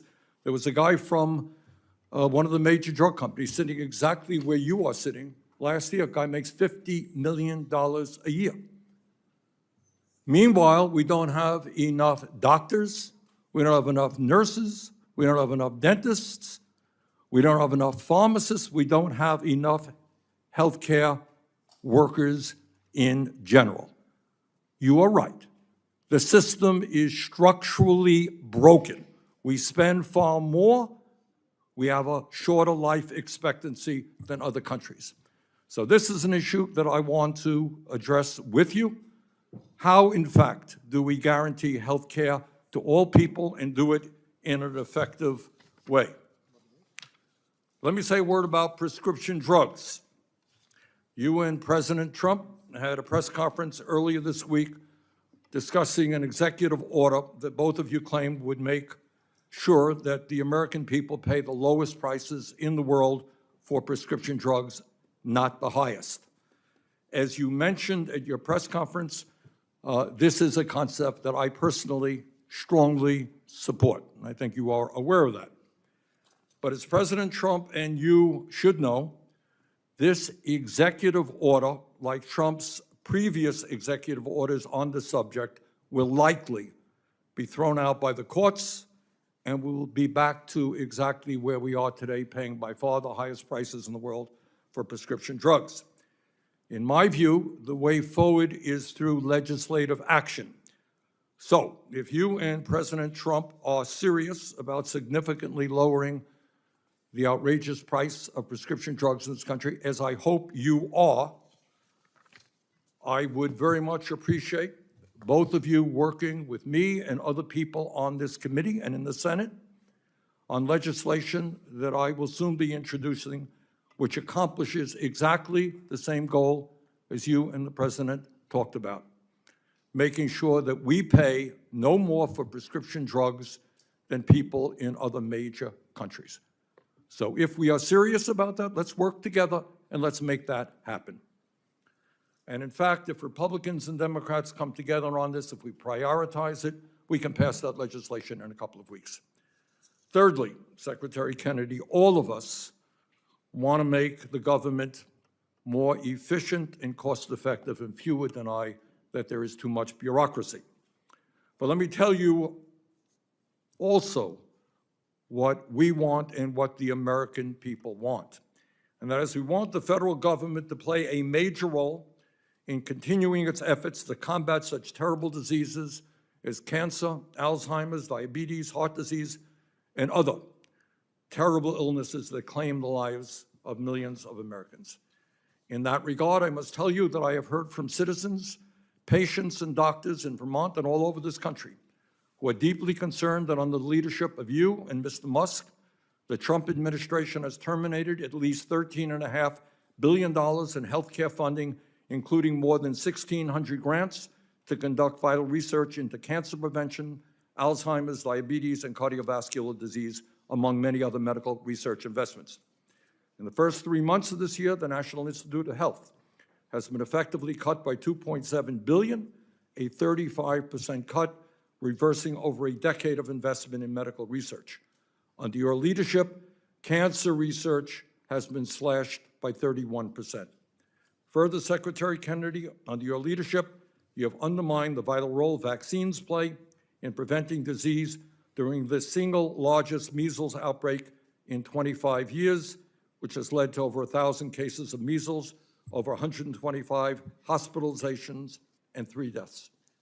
And let me say a word about USAID. Elon Musk, the richest man on earth, who has led the effort to cut health and nutrition programs for the poorest people on earth, has absurdly suggested that no one, quote unquote, no one, has died from the massive cuts to USAID. Mr. Musk is 100% wrong. According to independent researchers, nearly 200,000 people have already died throughout the world as a result of the massive cuts in funding to prevent malaria, tuberculosis, HIV, malnutrition, and other serious diseases. Further, as a result of the elimination of U.S. funding for a global vaccine program, it has been estimated that over 1 million children will die because of the cuts that will save taxpayers very, very little money. So let me just conclude by saying this. The United States of America is the wealthiest country on earth. We should have the best healthcare system in the world, not one of the worst. Given our purchasing power, we should be paying the lowest prices on earth for prescription drugs, not the highest. Instead of giving hundreds of billions of dollars in tax breaks to the richest people in this country, we should be proudly investing in coming up with cures for cancer, Alzheimer's disease, diabetes, and other terrible illnesses. That is what we should be doing. But I am afraid that in too many ways, we are doing exactly the opposite. Thank you, Mr. Chairman. All right. The reconciliation. My job is to try to make it work. All right, I have limited time. The reconciliation bill that is now being worked on in the House will come to the Senate. As it stands right now, cuts Medicaid and the Affordable Care Act by more than $715 billion, which the CBO has estimated would eliminate health insurance for 13.7 million Americans, and also raise co-payments for millions of others, is throwing 13 million Americans off of the health care they have, poor and working class people, keeping America healthy. Well, I haven't seen that number. I've seen the number 8 million. And here are the people, the cuts are not true cuts. The cuts are eliminations of waste, abuse, and fraud. And I can go through. I can go through the people who will lose it. There are a million people, I really don't mean to be rude, but as you know, I have a very limited amount of time. You asked the question, I'm going to answer it. Well, yeah, I've got a bunch of questions that I would like you to answer as well. All right, we talk about austerity, doing more with less, but in that very same bill that is being worked on in the House right now, there are $235 billion in tax breaks for the top 0.2%. Do you think that makes sense when that same bill would throw 13 million people off of Medicaid? Should we give tax breaks to billionaires and throw kids and others off of Medicaid? You're conflating the congressional bills with proposals from the president. The president No, I'm talking about the congressional bill. I'm talking about the bill, the reconciliation bill. I mean, the president is not trying to do tax cuts for billionaires. He's trying to have no tax on tips and no tax for $235 billion by how many estate people, tax. how many billionaires do you know that are making overtime or making any part of the $235 billion. Look, it's a big bill. There are a lot of provisions in it, but you cannot deny the top 0.2% will get $235 billion in tax breaks while we cut Medicaid. Thank you, Mr. Chairman. Let me stop going back to prescription drugs. Mr. Secretary, did I hear you correctly to state that your goal is to have Americans pay the lowest prices in the world, or equivalent to what is paid in other major countries? That is my goal, that you are prepared to work with us on legislation to achieve that goal. Absolutely. All right, and I believe there's bipartisan support for it. I believe that if the leadership here prioritizes that, we can do that in a very short period of time. Look forward to that. Let me ask you this, as Secretary of HHS. We have in America today some 85 million Americans who are uninsured or underinsured. We spend more per capita, as you've indicated, than any other country. Is healthcare a human right? Are we making America healthy when so many people cannot afford to go to a doctor, when 68,000 people a year die because they don't get to a doctor when they should? Is healthcare a human right? Will you work with us to guarantee healthcare to every man, woman, and child in America? Well, I think you're asking two different questions. You're asking a philosophical question about whether it is a human right, like a constitutional right. As an attorney, I would say that it's not a right of a kind that we otherwise enshrine in the Constitution, because healthcare costs your neighbor money. If I smoke cigarettes for 20 years, I make that choice, which is my choice. I don't mean to, I don't have a lot of time, so but I am here. If you're asking me a philosophical question, I gotta, give you a thoughtful answer. Within 30 seconds. Yeah. It's a problem. So, it's not like freedom of speech, which costs, everybody. But every other country, Mr. Secretary, every other country guarantees health care to all people as a right.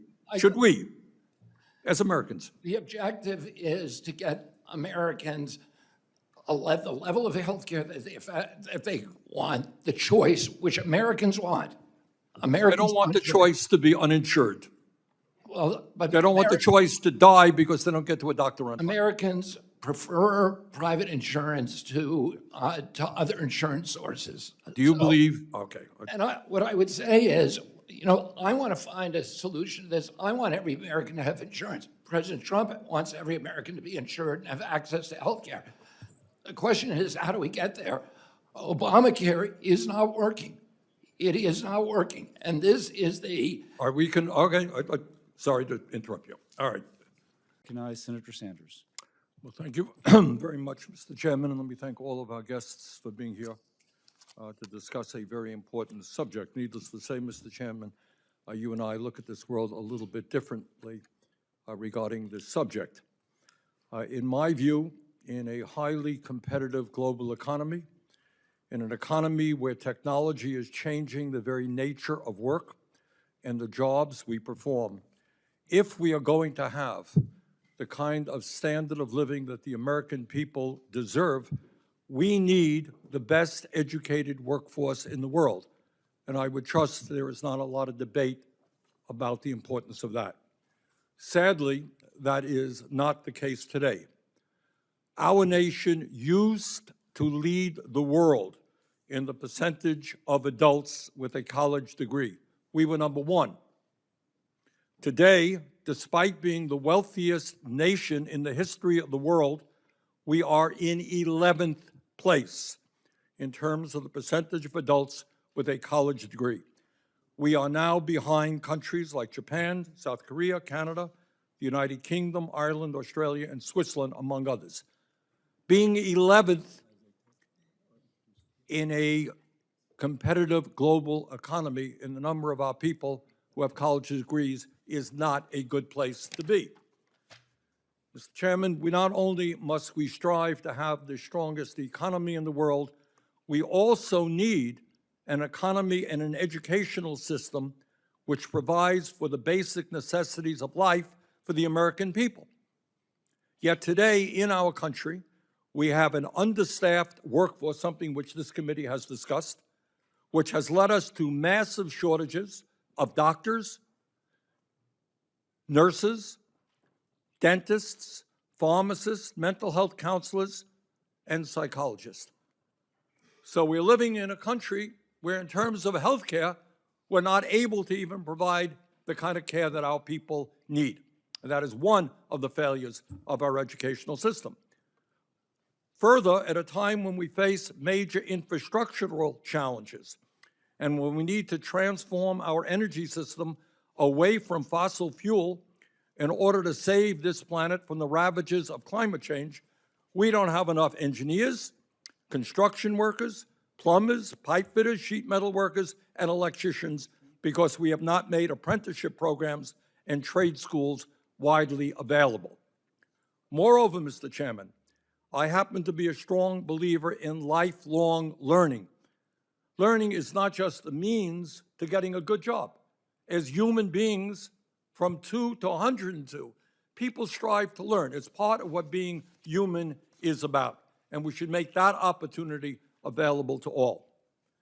Mr. Chairman, in the early part of the 19th century, not only did low-income and working-class kids not have the opportunity to go to college, many of them were unable to receive a high school education or even a primary school education. Young people at that point were working on farms, they were working in fields, and they were working in factories, often under terrible, terrible conditions.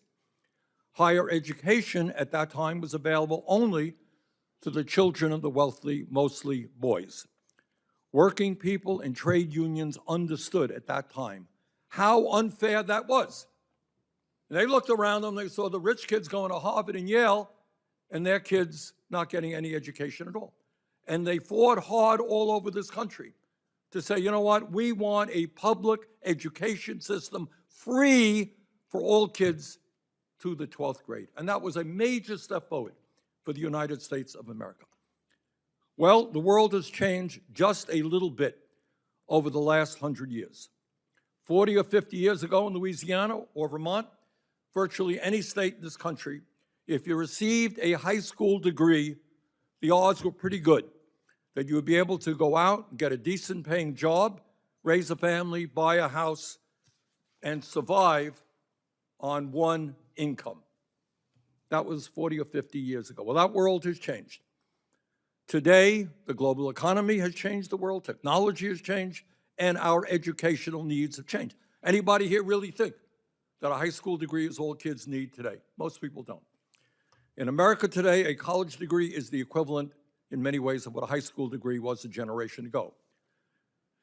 Today, the median worker with a bachelor's degree will earn over $1 million more in their career than that same worker with just a high school diploma. But it's not just money. Young people want to get the best education they can so that they can be productive and contributing members of our society. All over this country, I've had the opportunity to talk to young people who did well in high school. It's one of the saddest stories you're ever going to hear. Kids did well in high school, they want to get a college education, but they simply can't afford it. They look at the price tag and they say, no way am I going to go $50,000, $100,000 in debt. How many wonderful young scientists and teachers do we lose? Senator Sanders. Thank you, Mr. Chairman, and thank you all for your testimony. I believe that all of you mentioned Pell Grants, and I think the elephant in the room, as many of you know, right now there is a Republican-led so-called reconciliation bill which will provide massive tax breaks to the very rich and cut programs that working families need. And one of the programs that is being cut are Pell Grants. Where we are right now, the bill is in flux, but right now it would eliminate, this Republican bill would eliminate Pell Grants for 1.4 million working-class students and substantially reduce Pell Grants for 3 million low-income students throughout America. That's what that bill does. Dr. Brown, what does that mean for Tuskegee? Thank you, Senator Sanders. The vast majority of our students use Pell Grants. If you reduce Pell Grants, you will probably increase the amount used in student loans. If you cap access to student loans and at the same time reduce Pell Grants, you will hurt access to education for those who begin their educational journey in poverty or with significant need. Dr. Brown, if you could convey that message to Republican members of Congress, I would appreciate it. Dr. Lowry Hart, what would that do to students at your community college? Over 75% of our students at Austin Community College are part-time because they're working 2 part-time jobs and raising a family. If the proposals to increase part-time Pell went into place, there are 5,000 Austin Community College students right now that are taking between 6 and 7 hours that would lose Pell access, which means the workforce programs that they're engaged in, they might have to drop out of or withdraw from. Okay, thank you. I don't have a lot of time. Dr. Lindsay, what does that mean for Taylor? Pell is an incredibly important catalyst for hundreds of our students, and the expanded Pell has made a tremendous difference. I've worked directly with students, I've seen how it has actually allowed them to be able to come to Taylor and to be able to stay at Taylor. It's a huge differentiator, and I think all of us recognize the key difference that Pell has made. All right, do I hear the three folks who are running universities think that these kind of massive cuts in Pell Grants would have a very negative impact on the lives of your students? Am I hearing that? I am hearing that. All right, Dr. Larry Hart, talk a little bit. To me, education is a human right, like healthcare. Whether you're rich, poor, young, old, I think you should be entitled to it. And I think as an investment for our country, wanting the best qualified, the strongest possible and best educated workforce, it makes sense to encourage all of our people. I understand you have a young man who wants to go to medical school behind you. Dr. Brown, I don't know what his financial circumstances are, but if he doesn't have a lot of money, he will graduate medical school many, many hundreds of thousands of dollars in debt at a time when we desperately need primary care physicians. Dr. Larry Hart, what has been your experience in providing free tuition for the students in the Austin area? It's been transformative for the families that we serve. Our enrollment has returned to pre-pandemic levels. Our students are now enrolled in workforce programs that will lead to a family-sustaining wage. We saw a 40% increase in enrollment based on the free tuition program, and it is already producing outcomes in increased retention and success in the classroom. So what I'm hearing from you is the investment that has been made in those students is going to pay off in a whole lot of ways. Yes, the ROI on this is undeniable. Every economist will tell you that education attainment is the biggest predictor of which communities are going to succeed or fail. And right now in Austin, we're importing talent from all over the globe, and we need to be investing in our own local students, and the free tuition program is helping us do that. Mr. Pierce, what is your sense of what free tuition would mean to working class families in this country? It would mean widespread economic opportunity. And it's not just for those families that are going to be able to get a job with a family-sustaining wage. It's for all of us. Our communities are better off when we have more education. There's more innovation. There's better jobs. There's an economy that we built in the middle of the 20th century that was the envy of the world. We get back there by educating our workforce. Okay, thank you very much, Mr. Chairman. Their health care, and their health care costs are going to go up as well. Well, we'll argue on that one. Senator Sanders. Thanks, Mr. Chairman. Thanks, Mr. Besson, for being here. Help me out here. My understanding is the Trump administration has, I think, 13 billionaires in office right now, leading government agencies. Is that about right, do you think? I have no idea, Senator. I think that's what the number is. Do you think it's a coincidence, given the large number of billionaires in the Trump administration, that this particular piece of legislation would provide $235 billion in tax breaks to the top 0.2% by expanding the exemptions in the estate tax? Senator, I will tell you that when the 2017 Tax Cuts and Jobs Act passed, my tax rate went up. Well, I don't know your exact situation, but I can tell you. Tell me about, how many people do you think are in the top 0.2%? Sorry? Number of people in the top 0.2% who would benefit from this particular $235 billion tax break? Well, the top, I know the top 10% is now paying 7%. That's not the question. The total tax. My question is, why do you think at a time of unprecedented income and wealth inequality, when people like yourself economically have never, ever had it so good, why do you think it's a good idea to cut Medicaid for low-income and working-class people by $700 billion to give $235 billion in tax breaks to the very, very, very richest people in this country, perhaps a few hundred families? Please justify that and tell me about that. Well, Senator, I don't know, but the Democrats had the trifecta, and there was no tax increase or wealth tax on billionaires. You choose. I'm not talking about a tax. You chose not to do that. Mr. Besson, I am not talking about a wealth tax. Explain. A few hundred of the wealthiest families in this country, $235 billion tax break. Explain to the American people why you think that's a great idea. I think that this will increase small businesses substantially. that most small businesses, they are. Has zero to do with, come on, you're smarter than that. This is the top 0.2%. This is not a mom and pop store. These are multi-billionaires, and the savings go to their kids after they pass away. This is nothing more than a gift to billionaires in this country. Well, sir, that's just not correct, because the top 10% pay a bigger share of taxes after TCJA. I'm talking about one provision in this. I don't want to argue with you about taxes in general. One provision, few hundred families, $235 billion in tax breaks. You can't justify that because morally it is totally unjustifiable. Let me ask you another question. If you guys want to cut $1 trillion in Medicaid and the Affordable Care Act, the estimate from CBO, I believe, is that over 15 million people lose their health insurance. Yale University and the University of Pennsylvania estimated that when you throw that many low-income and working-class people off of health care, some 50,000 people a year will die. Tell me why you think it's a good idea to give tax breaks to billionaires and allow 50,000 low-income and working-class people to die unnecessarily? Senator, first of all, that's overstated by 5.1 million. That is not attributed to this bill. It is simply... It's a combination, that's true. No. You all had a scheduled expiration of Obamacare subsidies, and you did not extend that when you were in charge. 5.1 million. 1.4 million illegal aliens on Medicaid. All right, look, and there are work requirements. And our goal is to get more money to children and mothers. Really? Your goal is to get more money to children, and working people, really, come on.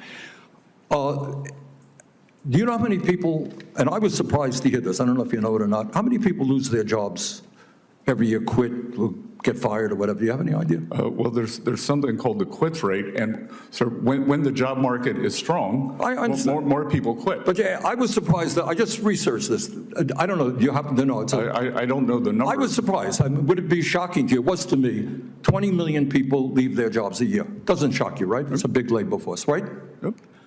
So somebody leaves the job, maybe they move, maybe something happens in their lives, right? We have a lot of transition in the labor market, correct? Maybe they get a better job. Right, exactly, maybe they do. Or maybe they have to stay home, their wife gets sick, whatever, we don't know. But 20 million people lose their jobs in a given year, leave their jobs in a given year. Are those people lazy? What happens when I leave my job and maybe I have to move to another state to take care of my ill mother? And I desperately need Medicaid. Am I too lazy now to be able to get Medicaid? I think that's a mischaracterization of the work requirement. Really? Well, I'm not quite so sure it is. Mr. Chairman, there is no question but that cybersecurity and protecting the privacy of Americans' healthcare records are important issues that need to be dealt with.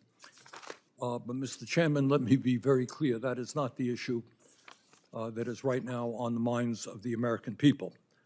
What people are worried about is the catastrophic impact that the reconciliation bill that was passed last week will have on the health and well-being of the American people. And that is the issue I'm going to be focusing on today. That legislation, passed by one vote here in the Senate, will be making the largest cut to Medicaid in American history, to pay for the largest tax break for billionaires in American history. At a time when, as I think all Americans know, our current healthcare system is broken, it is dysfunctional, it is cruel. 85 million today are uninsured or underinsured. This bill will make a horrible situation even worse. This legislation will cut Medicaid and the Affordable Care Act by more than $1.1 trillion. The nonpartisan CBO has estimated that this bill, along with the expiration of the enhanced premium tax credits of the ACA, will cause 17 million people to lose their health insurance. All right? 85 million today, uninsured or underinsured. Only country, major country on earth not to guarantee health care to all. 17 million more will be uninsured. Researchers at the Yale School of Public Health and healthcare economists at the University of Pennsylvania have found that these healthcare policies, and I almost hesitate to say these things because people are not going to believe it, because it is too cruel, too unimaginable. But they are estimating that this bill will cause over 50,000 people in our country to die unnecessarily every year. And that's what happens when you can't get to a doctor. And I'm delighted that one of the lead researchers of this report, Dr. Allison Galvani, is here with us today to talk more about that study. Mr. Chairman, it is not rocket science. You're a doctor, you know this. If people don't have access to health care, if they can't get to a doctor when they need to, people will suffer and tens of thousands will die. It happens today, it will only get worse. Make no mistake about it, this bill is a death sentence for working class and low-income Americans. Further, as a result of this bill, it is estimated that more than 300 rural hospitals are now at risk of closing down altogether or substantially reducing their services. That is not my estimate. That is what the Center for Health Services Research at the University of North Carolina recently estimated. And we are already beginning to see the devastating impact this bill will have on rural America. The Curtis Medical Center in southwest Nebraska has already announced that it will be shutting down because it cannot withstand the cuts to Medicaid contained in this bill. And it's not just rural hospitals that are now in crisis as a result of this legislation. According to a recent study from the American Healthcare Association, as a result of this bill, 27% of nursing homes, I can tell you that in Vermont, nursing homes are in desperate shape today, and I suspect that's true all over the country. They are estimating that 27% of nursing homes have indicated that they will be forced to close their doors, and 58% will have to reduce staff. And it's not just nursing homes. Healthcare researchers at the Millikan Institute of Public Health at George Washington University have found that this bill will be a disaster for community health centers, something that many of us feel very strongly about, providing primary care to 32 million low-income and working-class Americans. They have estimated, Millikan Institute, that as a result of the passage of this bill, over 40% of community health center sites will shut down. Today, there are over 15,000 community health center clinics throughout America. This could result in the shutting down of some 9,000 of them. And it's not just community health centers, not just nursing homes, not just individuals. This legislation will substantially increase the uninsured rate in every state in this country.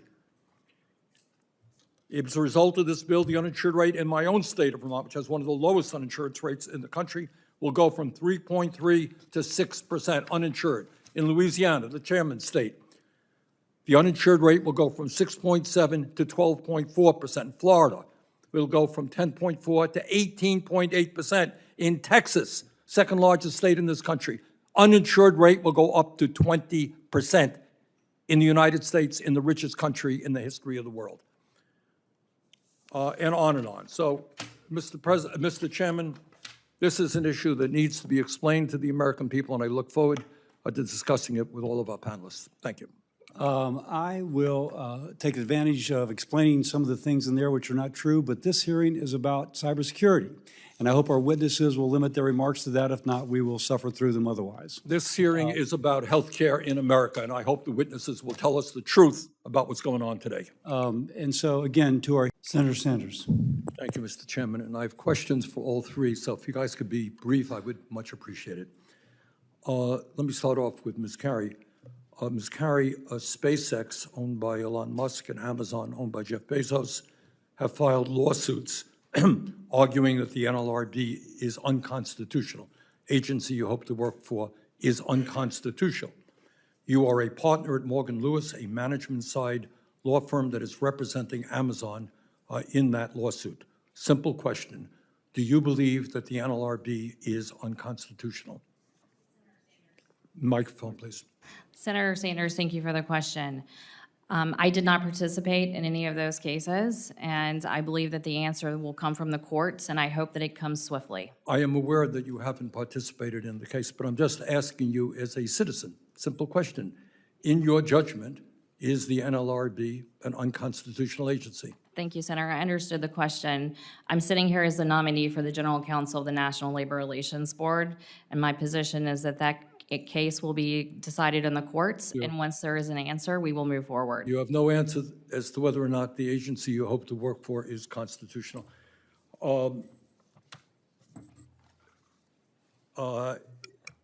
Ms. Carey, in his second week in office, President Trump fired Gwen Wilcox, a member of the NLRB, leaving the NLRB without a quorum, making it much harder for workers to exercise their right to form a union and improve their standard of living. Do you believe that the firing of Ms. Wilcox was illegal? The courts will give us a decision on the constitutionality of that decision, and we will move forward from that. But like you said in your opening earlier, I too hope for a swift decision so that the board can be fully functioning, including with a fully confirmed board and a confirmed general counsel. Thank you very much. Dr. Christine, I agreed with about 3/4 of what you said. The American healthcare system is in fact broken. Would you agree with me that there is something wrong where we, the wealthiest nation on earth, are the only major country not to guarantee health care to all people as a human right? Senator Sanders, number one, thank you so much for being here today. I'm sorry that we didn't have a chance to meet before this meeting, but I do appreciate your time today. Senator Sanders, Secretary Kennedy believes, and I agree, that every American deserves to be healthy. And that is the crux of the MAHA agenda. We believe... I don't mean to be rude. I don't have a lot of time. Simple question. Every other major country guarantees health care to all people. Do you think the United States should do the same? I think that we must make it clear that every American has the opportunity to be healthy, that they have access to... You're not answering the question, in all due respect. Let me ask you this. Recently, the Senate, against my vote, voted for the reconciliation package, which, according to the CBO, will throw 17 million people off of the health care that they currently have through massive cuts in Medicaid and the Affordable Care Act. Do you think we're making America healthy by throwing 17 million people off the health care they have? Senator Sanders, again, I thank you for the question. No one, and President Trump has been clear about this, no one wants to remove Medicaid benefits from truly deserving beneficiaries. However, we do know that there are inefficiencies in the system. We know there are costs that... 17 million people are going to be thrown off the health care they have. Is that making America healthy? Truly, the individuals who are most deserving and truly deserve Medicaid will continue to be covered. Dr. Christine, in terms of making America healthy, do you think that vaccines are safe and effective? If confirmed, will you use your position to educate Americans about the importance of getting vaccinated? Senator Sanders, again, once again, thank you for your time and thank you for your question today. Let me be clear to this committee. I believe, as does Secretary Kennedy, that vaccines save lives. I believe that vaccines are an important part of the armamentarium that we have to help prevent disease in this country. I support vaccinations, just as Secretary Kennedy does. And what we also support is the right of every individual to make informed consent decisions about what's right for them or for their children. In all due respect, I don't know that that is Secretary Kennedy's position. He has spent years trying to undermine the belief and the faith in vaccines in this country. Last question for Ms. Panuccio. Panuccio. All right. Simple question. Was it appropriate for the EEOC to target law firms that filed lawsuits against President Trump? Senator, thank you for your question. As a current Department of Justice employee, I'm unable to comment on matters related to pending litigation. Thank you. Thank you very much, Mr. Chairman. I will be supporting all of the pieces of legislation that we have before us. I am pleased that you have focused attention on the need to improve and expand ESOPs and worker ownership. We live in a moment in American history where we have more income and wealth inequality than we've ever had, where we have more concentration of ownership than we've ever had. And I think we live in a moment where millions of workers feel kind of powerless as to what their economic future can be. Tomorrow, some company can announce they're moving to China or shutting down, and workers have nothing to say about that. I think an antidote to that, in fact, is what we have been talking about, and I enjoyed very much the hearing that we had last week. I think all of the witnesses were very good. How do you empower workers? How do you create a climate where workers themselves are involved in the decision-making process so that they're not just cogs in a machine? That is our goal. And I think the legislation that we're looking at today is a modest step forward. I have proposed a major piece of legislation which would enable workers and small business owners all over the country to get more information as to how they can move forward to ESOPs or worker ownerships. I know in Vermont, and I think we heard from the panelists last week, that there are many small businesses, guys who maybe started a business, worked hard, have 20, 30 employees, would just as soon leave that business to their employees if they had the tax breaks and the knowledge as to how to do that. So we need a bank of financial support from the federal government to help those workers and those employees move forward. We're not doing that today, and I hope we will do that in the near future. But having said that, Mr. Chairman, I will be supporting the pieces of legislation that we are discussing.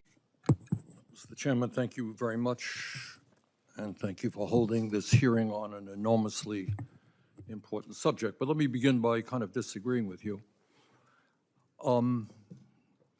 If one's goal is to provide quality health care to all Americans in a cost-effective way, clearly the current health care system is broken, it is dysfunctional, and it's cruel, and it's failing. I don't think anyone denies that. But that is not the function of the current health care system. The function of the current health care system is to make huge profits for the drug companies and the insurance companies. It is succeeding.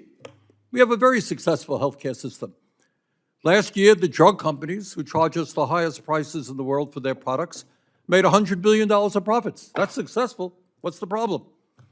The insurance companies, who deny health care every day to millions of Americans, they made $70 billion. What's the problem?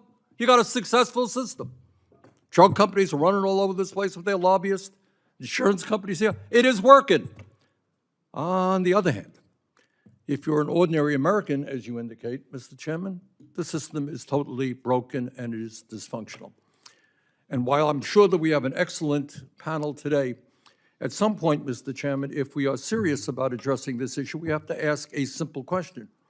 How is it that in the United States of America, where we are spending the astronomical and insane $14,500 per person for health care, and yet we got 85 million uninsured, how come other countries around the world are able to provide quality care to all people, often at less than half the cost per person? That's the question that we should be asking.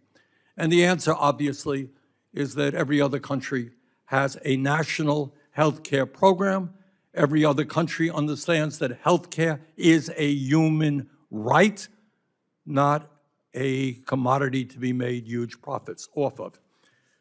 Further, Mr. Chairman, I do find it a bit ironic that we're holding this hearing this morning just a few weeks after President Trump signed the largest cut to Medicaid in the history of our country. The CBO has estimated that this bill, along with the expiration of the enhanced premium tax credits, will cause over 15 million people to lose the health insurance they have. The bill, for the first time, talk about making health care more expensive, forces millions of Medicaid recipients who make as little as $16,000 a year to pay a $35 copayment when they need to go to a doctor, and allows hospitals to turn patients away if they can't pay that amount. As a result of these policies, my friends and the American people, the Kaiser Family Foundation has estimated that health care premiums will go up by more than 75% on average for some 20 million Americans. Not exactly a way to lower health care costs in America. Further, the Urban Institute recently estimated that these policies will increase health insurance premiums by nearly $3,000 a year for working-class Americans who earn $60,000 a year.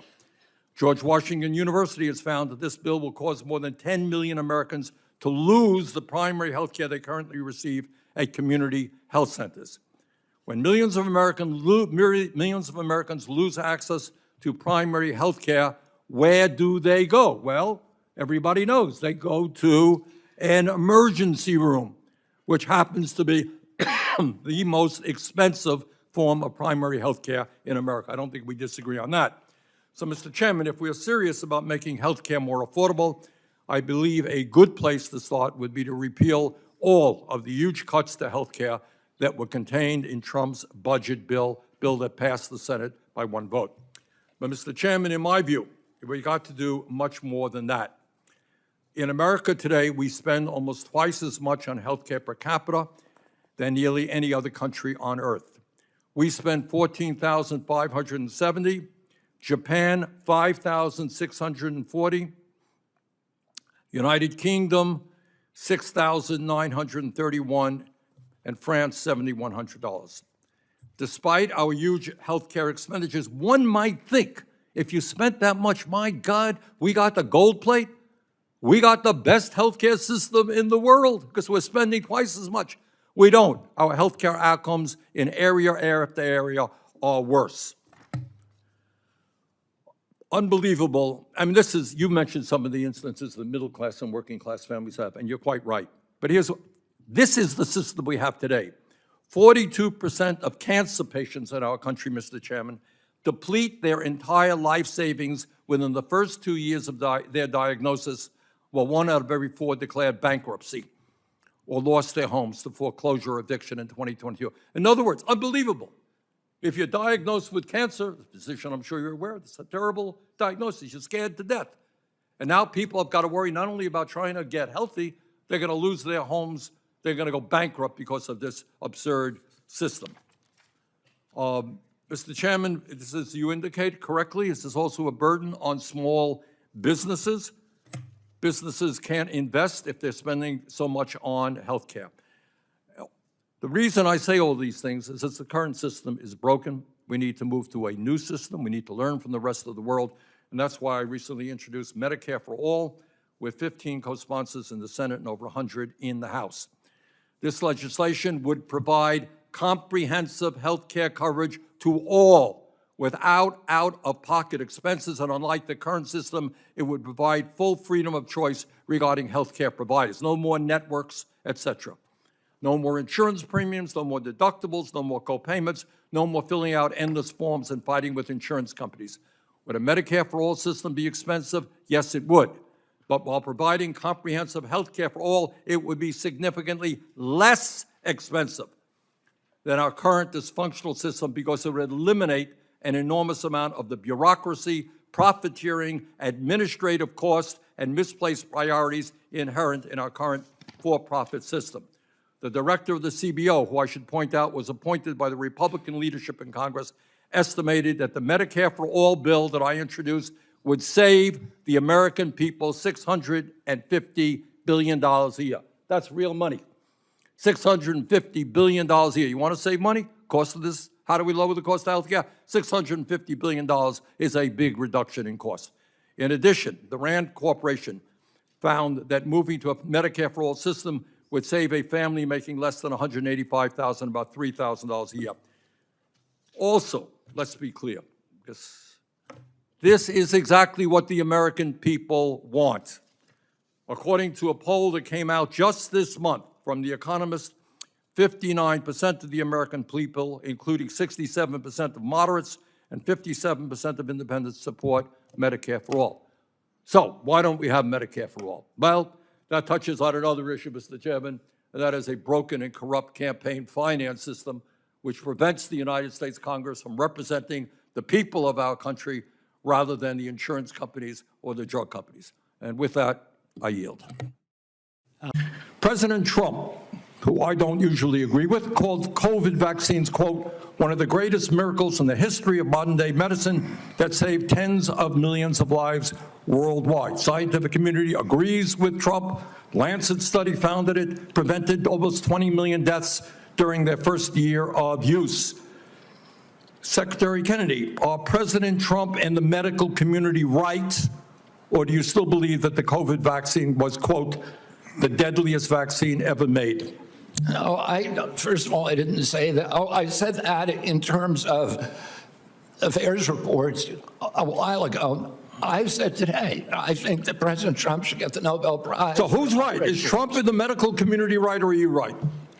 President Trump did an extraordinary piece of leadership. Is he right or wrong? Did COVID save millions of lives? As I said, he got Americans back to work. At that time, that particular vaccine was perfectly matched to the virus that was circulating then. And I have no idea how many lives it saved, but it saved quite a few. You know, what I find a little bit weird in this discussion, I'm hearing it over and over again this morning, Mr. Chairman, is we've got the entire medical community on one side. You got the AMA representing hundreds of thousands of doctors, the American Academy of Pediatrics, the American Public Health Association. All of these organizations are telling us that COVID vaccine and vaccines in general are safe and effective. You are casting doubt on that. Who are your who are the organizations that are agreeing with you and casting aspersions on vaccines? The primary advisors are Marty McCary, Jay Bhattacharya, Dr. Oz, Vinay Prasad. So you got a few doctors who agree with you, and I'm giving you the Not a few doctors. What you're talking about is there's a big difference, Senator, between established science and the scientific establishment, which has been co-opted by the pharmaceutical industry. So you're telling the American people that the American Medical Association, representing hundreds of thousands of people, have been co-opted and that they should not trust their doctors. And the American Academy of Pediatrics, and by the way, just for the record, every single Republican, I don't mean to be political here, Mr. Chairman, has received PAC money from the pharmaceutical industry. Are they all corrupt as well? And I'm telling you, the American Heart Association has been co-opted by the food Everybody industry. but you, Senator. But you know what? When you ran for president, you know, we have a corrupt campaign finance system. Maybe you will agree with me on that. Okay, you were running for president, you got $1.5 billion behind it. You received $300,000 from people, not from the industry, people in it, as I did, from individuals. You corrupt. President Trump got $3 million. Every Republican got corporate PAC money for the pharmaceutical industry. Democrats as well. Everybody is corrupt, but you? Is that what we're looking at? I don't think so. And I think the issue now... I don't even know what you're talking about. Well, I think you do know what I'm talking about. I don't know what you're talking about. The issue is every time anyone disagrees with you... Are you saying the pharmaceutical industry was supporting my presidential campaign? No, I'm saying... I don't think so. I'm not saying that. I'm saying that the pharmaceutical industry is a greedy institution which is charging us the highest prices in the world. They are pervasive.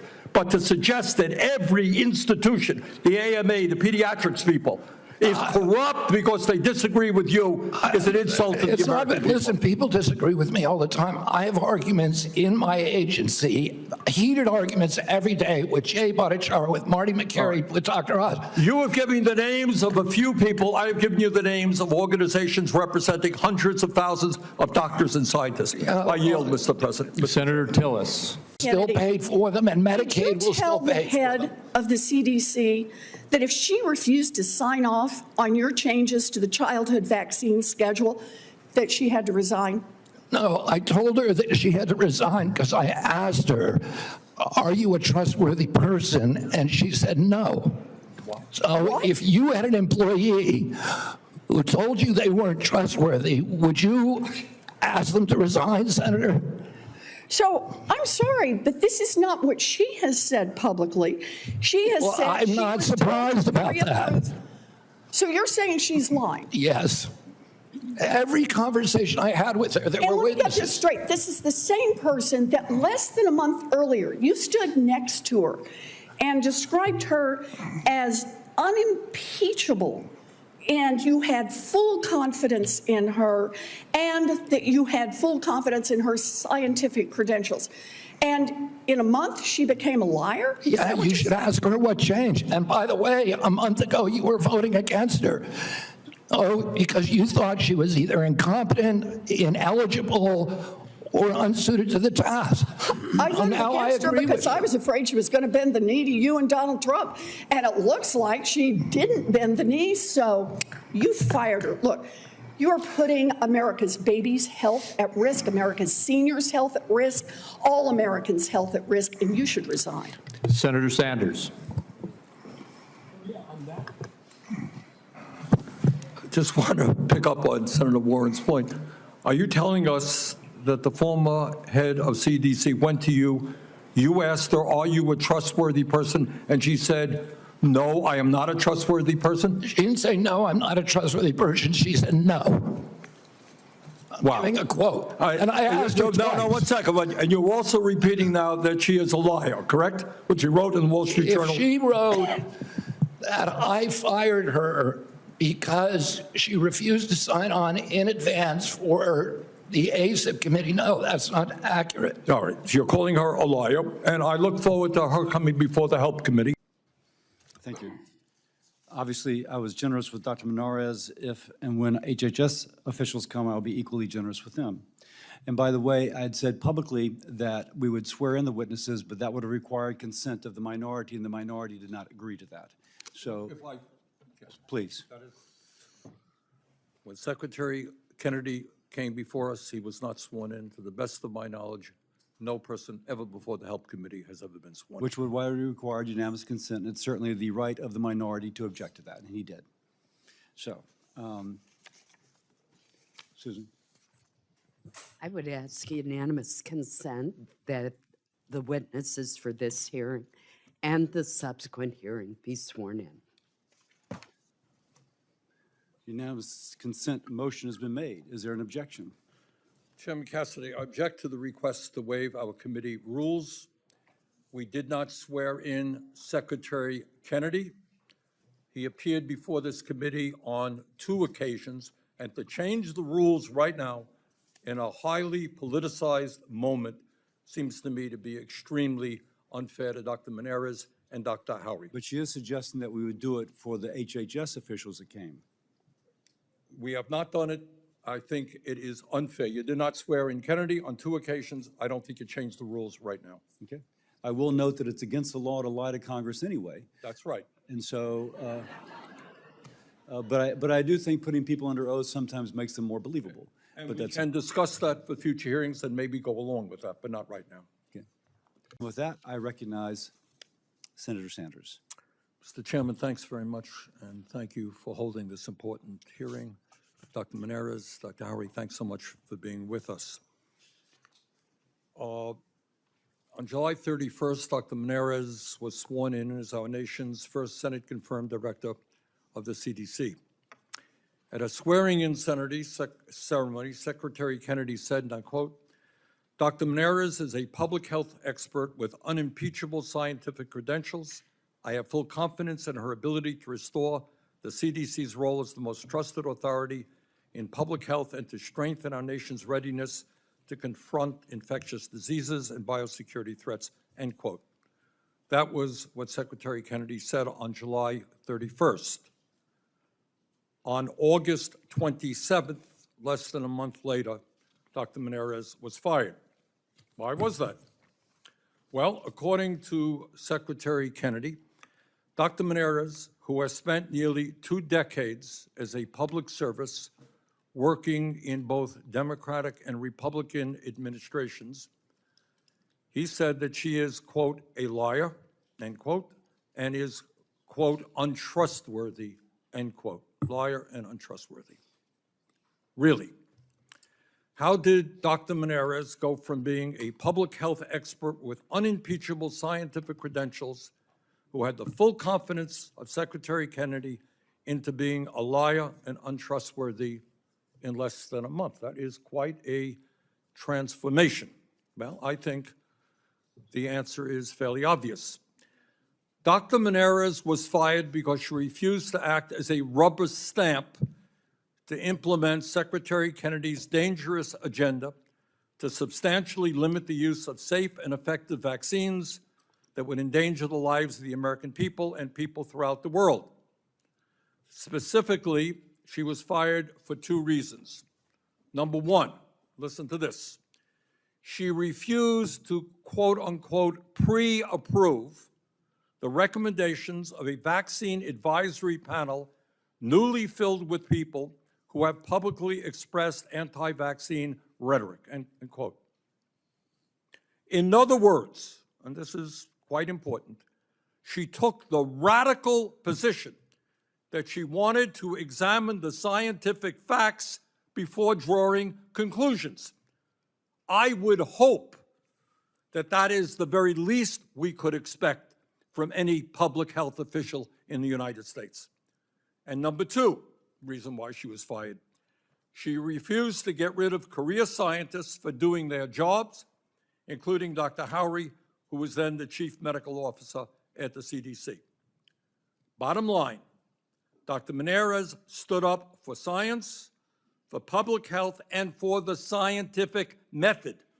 Frankly, she stood up for protecting the well-being of the American people, and for that reason, she was fired.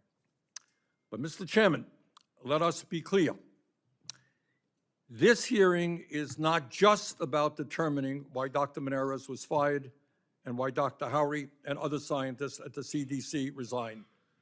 The issue is deeper than that. It is about Secretary Kennedy's dangerous war on science, public health, and the truth itself. Unacceptably, we now have an HHS secretary who does not believe in established science and who listens to conspiracy theorists and ideologues rather than doctors and medical professionals. It is absurd to have to say this in the year 2025, but vaccines are safe and effective. That, of course, is not just my view. Far more importantly, it is the overwhelming consensus of the medical and scientific communities. It's not what we believe. It's what the scientific and medical communities believe. The American Academy of Pediatrics, the country's largest professional association of pediatricians, representing over 67,000 doctors. Those are the doctors we take our kids to. What do they say? They say that one of the greatest public health achievements is the vaccine, which prevents tens of thousands of deaths and millions of cases of disease. That's our pediatricians.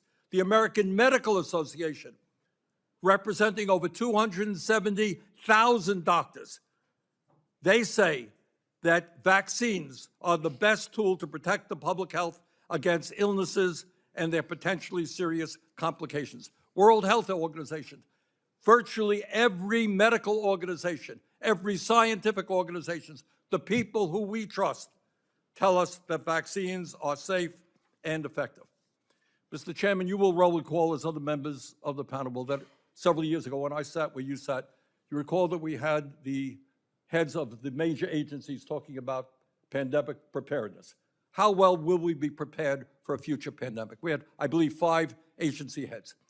And we all asked them, you tell me, will there be another pandemic in the future? And they all said, well, no one knows what it will be, no one knows when it will come, but the likelihood is there will be another pandemic. And the next question that some of us asked is, tell us, are we prepared for that, God forbid, terrible event? Without exception, Mr. Chairman, you recall, they all said, no, we're not prepared, we're not prepared. So it is not just, what's going on now is not only endangering the health and well-being of our children. Are we prepared for the next pandemic, which could claim millions of lives? Are we doing the scientific research to develop the vaccines, the other tools that we need? And that is what frightens me. So Dr. Menares, Dr. Howry, thank you very much for being with us. We look forward to hearing your testimony. Sanders. Let me start off with Mr. Mayor. Mr. Mayor, in your remarks, you talked about fairness and compromise and trying to bring people together. You are now the General Chief Labor Counsel at Boeing. As you're aware, there's been a strike going on for 2 months now. And I want to get a sense from you as to about that strike, because I think it will tell us a little bit about what kind of member of the NLRB you will be. So let me start off by asking you a very simple question, and that is, do you think it's appropriate was appropriate for Boeing to pay its current CEO $18 million in compensation for 4 months of work. 4 months of work, while it at the same time eliminated the health care benefits for 3,200 machinists in St. Louis. Is that the kind of approach that you would use as member of the NLRB? Good morning, Senator Sanders, and thank you. Let me start out by saying that I'm not here as a representative of Boeing. I'm here to discuss my nomination. Secondly, Senator, I have not been involved in the negotiations in St. Louis. I've been specifically kept out of those negotiations because in anticipation of this process. You are the chief labor counsel Yes, for Senator. Boeing, and you have no knowledge or not been involved in the strike in St. Louis? That's correct. We have other lawyers that are handling Well, all right, this matter. but you are a high-ranking member of the Boeing Corporation, so I'm giving you information which is accurate, whether you've been involved or not. You want to be a member of the NLRB, you tell us you want to treat workers fair. Do you think it's fair that workers lose their health benefits during this strike while the CEO gets $18 million for 4 months' work? Sound fair to you? Senator, I'm not going to comment on the compensation of other executives. I will say that there was negotiations in St. Louis. There was this is all public information. There were negotiations in St. Louis. There was an agreement reached with the union. The union hailed that agreement as a landmark agreement. But that agreement was and recommended but that that agreement was rejected by the workers. the union recommended that it be ratified. But it was rejected by the rank and file, correct? And that's their right. That's right. That is their right. Excuse me. Yes, sir. If Boeing could sign a fair contract with 32,000 machinists in the state of Washington, members of the IAM, last year, why can't, in your judgment, it sign a similar contract for 3,200, 10% of the workers, machinists in St. Louis who manufacture fighter jets for the military? Senator, respectfully, I'm not going to get into, I'm unable to really comment on the negotiation status for our negotiation in St. Louis. Let me ask Mr. Murphy, thank you. Let me ask Mr. Murphy and Mr. Palmieri a question, and that is SpaceX, as you know, is owned by Elon Musk, the wealthiest man in the world, and Amazon, owned by Jeff Bezos. I don't know where Jeff is now, maybe second or third. He's struggling, but he's up there. They have both filed lawsuits arguing that the National Labor Relations Board is unconstitutional. In other words, you're aware of that, Mr. Murphy. Simple question. Do you believe that the NLRB is unconstitutional? No, I do not, Senator. The Supreme Court in 1937 in Jones and Laughlin Steel found that the National Labor Relations Act was constitutional. Unless there is a definitive Supreme Court decision to the contrary, I believe that it remains constitutional. There may be constitutional infirmities that could be redressed, but that would not negate the constitutionality of the agency. Thank you. Mr. Palmieri? While I don't have a specific view, I would agree that it has been found constitutional in the past. All right, let me ask you if President Trump directs you to rule in favor of Amazon or SpaceX and in opposition to the rights of their employees, would you do so? It's a hypothetical that I hope never comes to pass, sir. I would have to contemplate all options. The problem that we are living in is a moment where a lot of things that we didn't think would pass are passing. So I guess what I'm asking you, will you have the independence to say, sorry, Mr. President, I've got a job to do? Or will you say, yes, sir, I'll do it? I might say, depending upon the circumstances, sir, that I question that directive and under the law that I'm obliged to apply. And if the Supreme Court holds, as it apparently would on a procedural basis, that the president has the opportunity to remove me, then the president would have that option. Okay. Thank you.